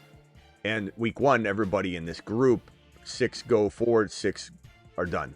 And then it goes 1 versus 1 all the way to the championship where there are 3 people left. So I got Mahomes. If you see from the 4 spot, I got Lamb, I got Bowers, I got Kyren, I got Henderson, I got Rice, I got Debo, I got Mahomes. I have Kelsey, I have Ingram, Marvin Mims, Ray Davis, Cam Ward, Tua Tagovailoa, Thornton, Horton, Marks, Keaton Mitchell, and Tesla. And also keep in mind that, when someone's saying, why did I do the bully tight end situation? Well, when you think about it, that's a pretty big position to dominate at in a eliminator, because, if you go up against somebody that gets like 1 or 2 points at the tight end position and you're getting 15 every week, if your quarterback play, and I believe in Mahomes and I believe in Ward and Tua, that combo, that I'm going to have, I think, a good foothold against, no matter what the bye weeks are against my opponents. I'm going to just, that extra tight end combination in an eliminator is a little bit different and unique in eliminator than it is in, let's say, best ball mania or in puppy 3 or whatever, because of the elimination factor. Like, imagine going up against a team that has a majority of their guys on bye, like they have no tight end, they're getting 0 points at tight end or 1 point or something like that, and I've got Kelsey, Ingram, and Bowers rotating there. That's a huge positional advantage in an eliminator. So if anybody that I didn't have time to explain everything, they're like, that's a mistake. It's not a mistake. It's a strategy. And there's thousands of ways to try and win something like this. So everybody thinks they know everything. Like, oh, you didn't stack deck. Like, bro, you don't need to do everything that everybody's doing. Just because you're told stacking is the way to go, everybody's the brainwash. It's so funny because the best ball community is supposed to be the sharp group, right? Because they're putting money into it and they're drafting year round. And overall, they are a little bit sharper than the average, probably fantasy football player that's getting a magazine or AKA catching up in August and they say, we're back, I'm back, Smitty. We see that comment. We love those people. There's nothing wrong with that. But the people that say, well, I'm back, Smitty, I'm finally back, let's do this. They're a magazine drafter, essentially, right? That's kind of what you can label them. Now, the sharp term that people throw around about best ball, it makes them feel sharp to say sharp. I'm a sharp drafter. Are you really, or are you kind of consuming too much Excel sheet Eric content about how you got to draft 3 wide receivers in the first 5. Everyone's about data. Data. You know what data can help you win more often than eye test? Baseball. Fantasy baseball. It's all about data. You're a 3.33567 scorer. Guess what you're going to score next week? 3.3 points. Like fantasy baseball, you don't even have to watch a single game, and you can win every year because of the mass number of games. The mass number of games nails you down. If you're a 7-point average player, you're a 7-point average player. The next year, you're a 7-point average player because you play so many games that the data becomes pinpoint accurate. But in football, you might be the worst player in the league. And then the next 7 games, you could be the best. And that's just the nature of football. So Excel sheet Erics and everybody that thinks you got to do this, you got to do that, you got to, if you don't draft 3 wide receivers in the first 5 rounds, you're going to, who says I'm going to do what? Your data? Last year's data? So the data based on last year explains what I'm doing this year? Okay. And then second of all, you're making an assumption that I don't know how to go find the next BTJ to squash your theory that I need those 3 receivers. I might only need 2, and then I draft Horton, and Horton becomes the next superstar. Then how's that fit into your data? And when someone says you're more likely to advance to the finals if you do this, this, and this, okay, but how much? Does anybody ever tell you how much? You go from 17% to 13%? Well, what if I'm a domination monster expert in that 13% pool of players? And they're just, a lot of them are bad, but I live inside there. That's where I dominate. That's where I've been molded, sculpted. It's just wild to me. The data Donnies are just, they're crazy, man. They just think everything is about the spreadsheet. And I get coined as a non-data guy. I talk data all day long. Who has all these boards like I do? Nobody. I talk probably more data than all these people that people think that I don't talk data like, because I go live for, what are we at right now? 3 hours and 16 minutes. I can't show data in spreadsheets for 3 hours and 16 minutes, so it gets lost in the shuffle. But yet I have more boards and data probably than anybody.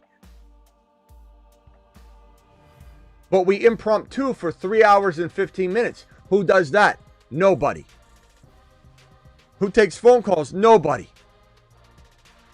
All right. I'm out of here. I am exhausted. Anything else, Travis? No, just it was good to see Trey Benson running with the ones on that second drive. Yeah. Should be, yeah. I mean, real quickly, yeah, I'll go over this. I'll go over this after you jump off the phone line, but if there's any players I'm going to call out that we hadn't talked about. All right, Travis, we'll see you tomorrow. Appreciate you. Yeah, later. Bye. Later. All right. Jaden Reed. Speaking after Saturday's preseason opener, Packers coach admitted Jaden Reed left foot could potentially miss week 1. Not good, but, best ball could become a value, I suppose, more so than anything, right? So you got to kind of monitor that. Bashal Tootin 6 times for 24 yards and 1 touchdown, caught 2 of 2 targets. Looked, pretty good. Elusive looking in the game if you watched it. Matthew Stafford, as I mentioned, this is what the show is about, throwing 60 passes today, or Saturday, by the time you watch it. Well, yeah, by the time you watch this, it is the morning, and it's morning for anybody watching live, early morning. But Stafford yesterday threw 60 passes, no limitations. He's back. We did a standing ovation. Go watch the beginning of the show for a repeat on that. We got 334 of you still in the building and 234 thumbs up, which is a pretty high number. That's the most we've had, I think, in the last handful of days. And I know we get more traffic, like 331 right now for a 3:38 a.m. Eastern show. It's pretty damn good. McBride, 1 of 1 target for 21 yards. Marvin Harrison Jr., 1 of 2 targets for 15 yards. Harrison was the intended target on Kyler Murray's first drive interception. It was a badly unthrown ball. On the plus side, Harrison's knee no longer appears to be sore. Connor ran 3 times for 11 yards. Kyler Murray, 7 of 8. So a lot of people are ripping on Kyler right now because of that interception, but he was 7 of 8 for 96 yards. and rushed 2 times for 9 yards, and there's some good there. He looked good. He was 7 of 8. So it was just one play he didn't look good on. So a little bit overblown. Kyler Murray sold on that. You know, people are running crazy on him on X. Kareem Hunt rushed 2 times for 12 yards and caught 1 pass.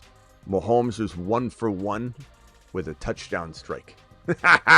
Mahomes at the 1-yard line. Blue 32, hatchback left. They're going to hand it off, right? At the 1-yard line, 1st and goal. Why would you not run it 3 times? Because this team is trying to implement the pass-heavy approach again, and they're like, we got to practice it now. We have to get this right now. No team's going to throw the ball on the 1-yard line, 1st and goal, in a preseason game to win the game. They're trying to execute upon said blueprint and style of play for upcoming season. Blue 32, hatchback left. Mahomes drops back. Touchdown strike from the 1 on 1st down. Amazing. Caleb Johnson rushed 8 times for 20 yards. Caught 1 of 1 target for 6 yards. He got the start, but Jaylen Warren did not play, so that's why. It's not like he started over Warren. 2nd and 3 counter. He had a nice play where he stiff-armed Travis Hunter. And it was reported as a decent showing, but 8 times for 20 yards, you know, the numbers aren't great. Rachaad White got banged up, and so Sean Tucker is the backup, as I've said all along anyway. Rachaad White's in a compartment role on the roster. He's not the 3rd down back. He is one of the 3rd down backs. Bucky is the 3rd down back. Bucky's the every down back, and that's been made abundantly clear. And a lot of people don't want to accept that because they're anti-Bucky or they're pro-Rachaad White because they got 7 Rachaad White shares they can't get rid of. But Rachaad White is an afterthought. He's not the cuff. Sean Tucker is the cuff. I've said it all offseason. I'll continue to say it, and I'm correct. Sean Tucker ran the ball 9 times for 34 yards and 1 touchdown, caught 1 of 1 target. And Rachaad White is injured now. Tucker could be the Buccaneers' week 1 second running back. And the kid's speedy. He's elusive. Ray G dropping a membership. How many weeklies did you enter? I'd have to look, Ray G. I want to say 100 and something. I didn't get to the max, but I was very disappointed I didn't get the max. And I love weeklies, and they ran out so quick. It was crazy. They ended people blew through them. That would be awesome if there was a weeklies too, like a short shot of them. That'd be great. But thank you, Ray G, for the super chat. Sorry about Burrow again, bro. Jalen McMillan caught 1 of 1, 25 yards. Igbuka caught 1 of 2, 21 yards. Igbuka looked fantastic on that catch. Ridley, 3 of 3, 50 yards. Cam Ward, 5 of 8, 67 yards, led a touchdown drive. Cam Ward looked good. Spears carted to the locker room. Tajay Spears. That means Tony Pollard on the way up in terms of value in ADP. Reed was seen wearing a boot on his left injured foot and could miss week 1. Rachaad White groin exited the team's preseason game, and a fresh groin injury right now likely means he's missing week 1, probably out some time.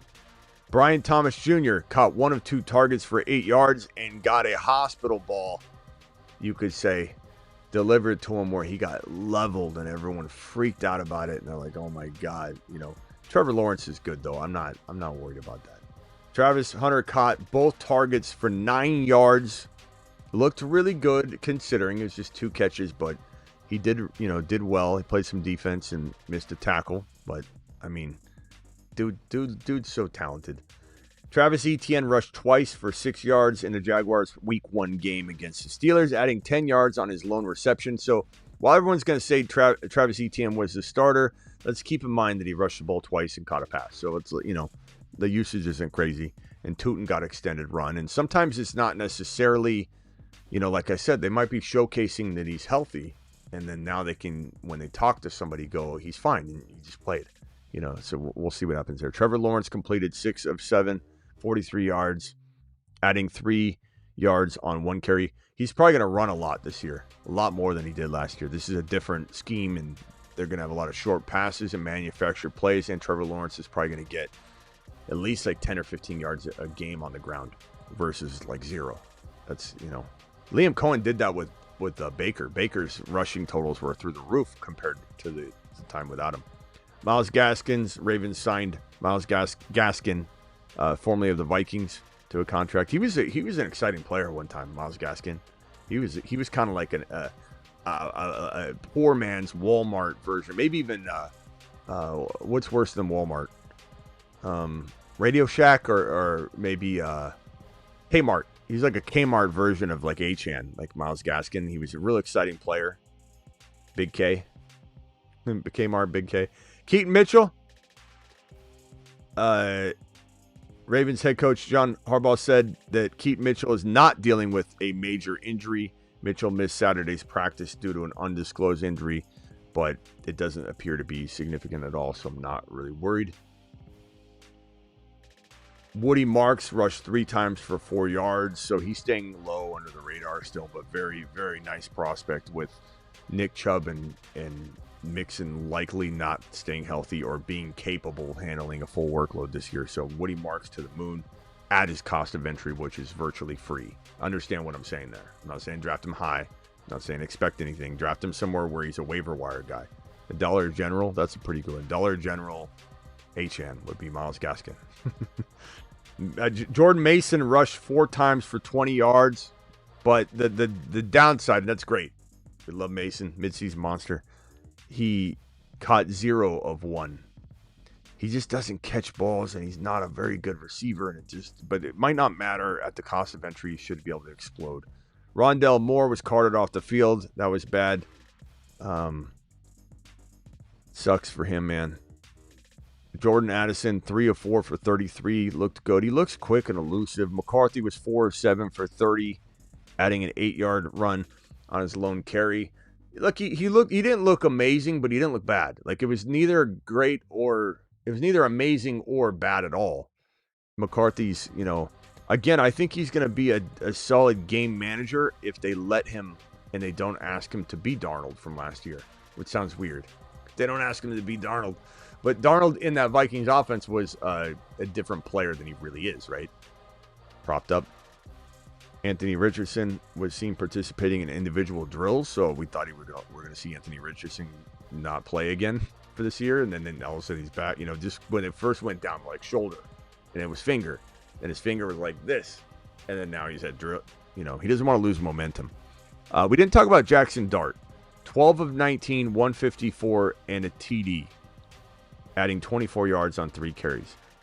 He looked pretty decent, but it's important to remember that had he not had that touchdown strike, which was a good ball, it's like I don't know what we'd be talking about really here. So I think we can't get too overly excited about Jackson Dart because he's been disappointing so far. This is definitely a good sign. And I do hope that he ends up being way better than I predicted him to be, because I don't really love Jackson Dart, but I love the situation for him if he's better than I imagine, because he's got freaking Malik Neighbors. So, yeah. You realize Jaden Reed's in a boot. Pay attention, Swish. I mean, seriously, pay attention, bro. Like, I don't... You're just trying to cause chaos in here. Like, listen to the stream. Call your boy, 22 months. Appreciate you. Call your boy. You're the man, the myth, the legend, my man. Dart, I'm hopeful. I'm more hopeful today than I was yesterday. I'm more hopeful, yesterday than I was on draft day. And Dart still got a lot to prove, and it's the Giants, so I'm a little concerned. Tyrone Tracy rushed 3 times for 9 yards.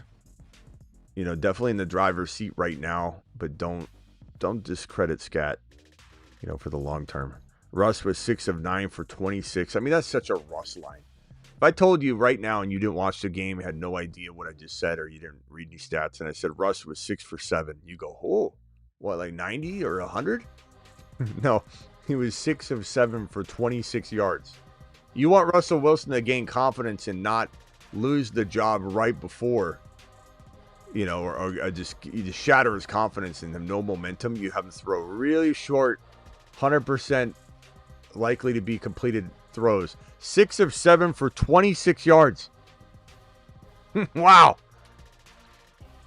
James Cook, hold in, is on the sidelines but will not play. I mean, that's obviously an old report, but I was reading it.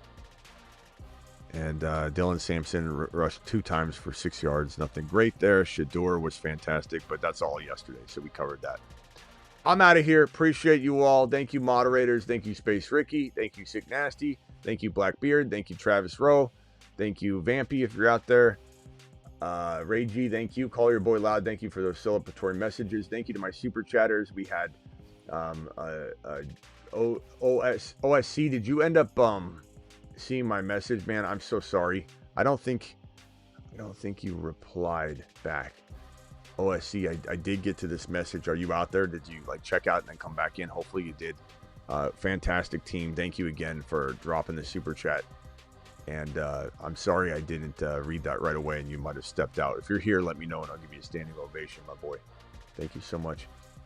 Super chatters, you guys all rock. So thank you to that individual. Thank you, DW. Appreciate you, D Watt. Thank you, D Watt, for the other super chat. Thank you, Coble. Thank you, James. Thank you, X2. Thank you, X2. Thank you, Team Snap. Appreciate you. Thank you, that boy. Appreciate you. Live 85. Did you ever see my response? AZ dropping 5 gifted memberships. Please thank AZ if you get one. Thank you, AZ, to the freaking moon, pal. Live 85, you here? Thank you for your super chat. Joe Blanco, thank you. Thank you, AK. Thank you, AK191. Appreciate you. DJ, appreciate you. Doug, thank you. Live, appreciate you again, live. I hope you're there. Sheesh Coin with a $20 hauler. Or no, $50 hauler from Sheesh Coin. Thank you. DJ again. Thank you, Ranger. Thank you, D-Rock. Thank you, Coble. Thank you, Rock Out. Thank you, Barner. Thank you, Dante. Appreciate you. Thank you, Alec, for the $20 hauler. And thank you, 620, for the first super chat of the night. JD5 in the 9th or Chase Brown in the 8th. Probably, if it's one QB, Chase Brown. If it's Superflex, which it's not because you wouldn't have JD5 there. Maybe you do. Maybe no one drafted him that year. I don't know. But if it's Superflex, JD5 by a country mile. If it's not Superflex, then you got to let JD5 go because you can draft him back a lot easier. And it's just, not smart to not keep a running back like Chase Brown is going round 2 at that round 8, 7, 9, whatever it was. Freaking fantastic. All right, I'll see you all later. Please make sure you get on Underdog using this code right here so you're ready to draft next time. It's linked in every description of every video. If you need it later or you're watching a replay and you need the link, it's in the description, Underdog. The code Smitty also works if you download the app in the App Store and it says, how'd you hear about us? You put code Smitty in. They'll match your first deposit 50% all the way up to $1,000. So smash that. $10 minimum is all. Don't forget to get on over to my Patreon. $10 a month. Cancel anytime. It is the best live chat environment if you ask me or ask anybody in there. It's $10 a month. Cancel anytime. 24/7 live chatting. Need trade advice. Just want a buddy group. Like everyone's got this chat group that you hear about. Like, I got a chat group, and you're like, damn, I don't. Well, now you do. Now you do. My nose is running, so I hope I'm not getting sick. Damn it. TheFantasyFootballShow.com is my content. Bold predictions, rankings. This will help you draft. Trade calculators, bold predictions. This is why I got into the industry. I couldn't find a single trade calculator in the industry, and I said, I'll do it myself.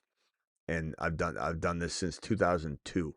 Not 2020, 2002 / 2003 is when I created this bad boy and never left the industry. Been doing it over 2 decades.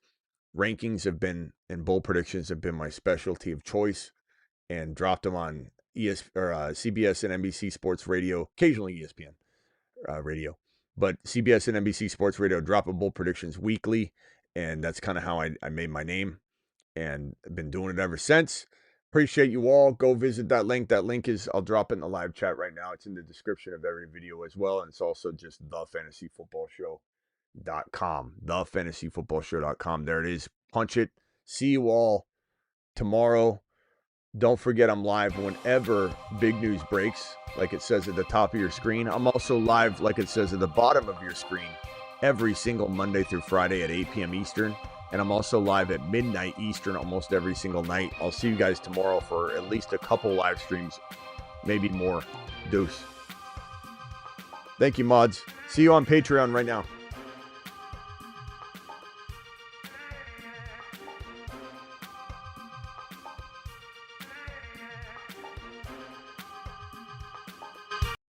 He's BTJ.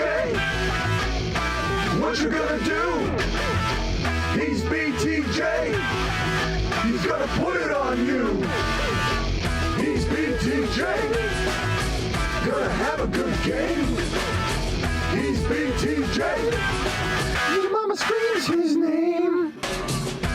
BTJ is going to put it on you. There's not a single thing that you can do.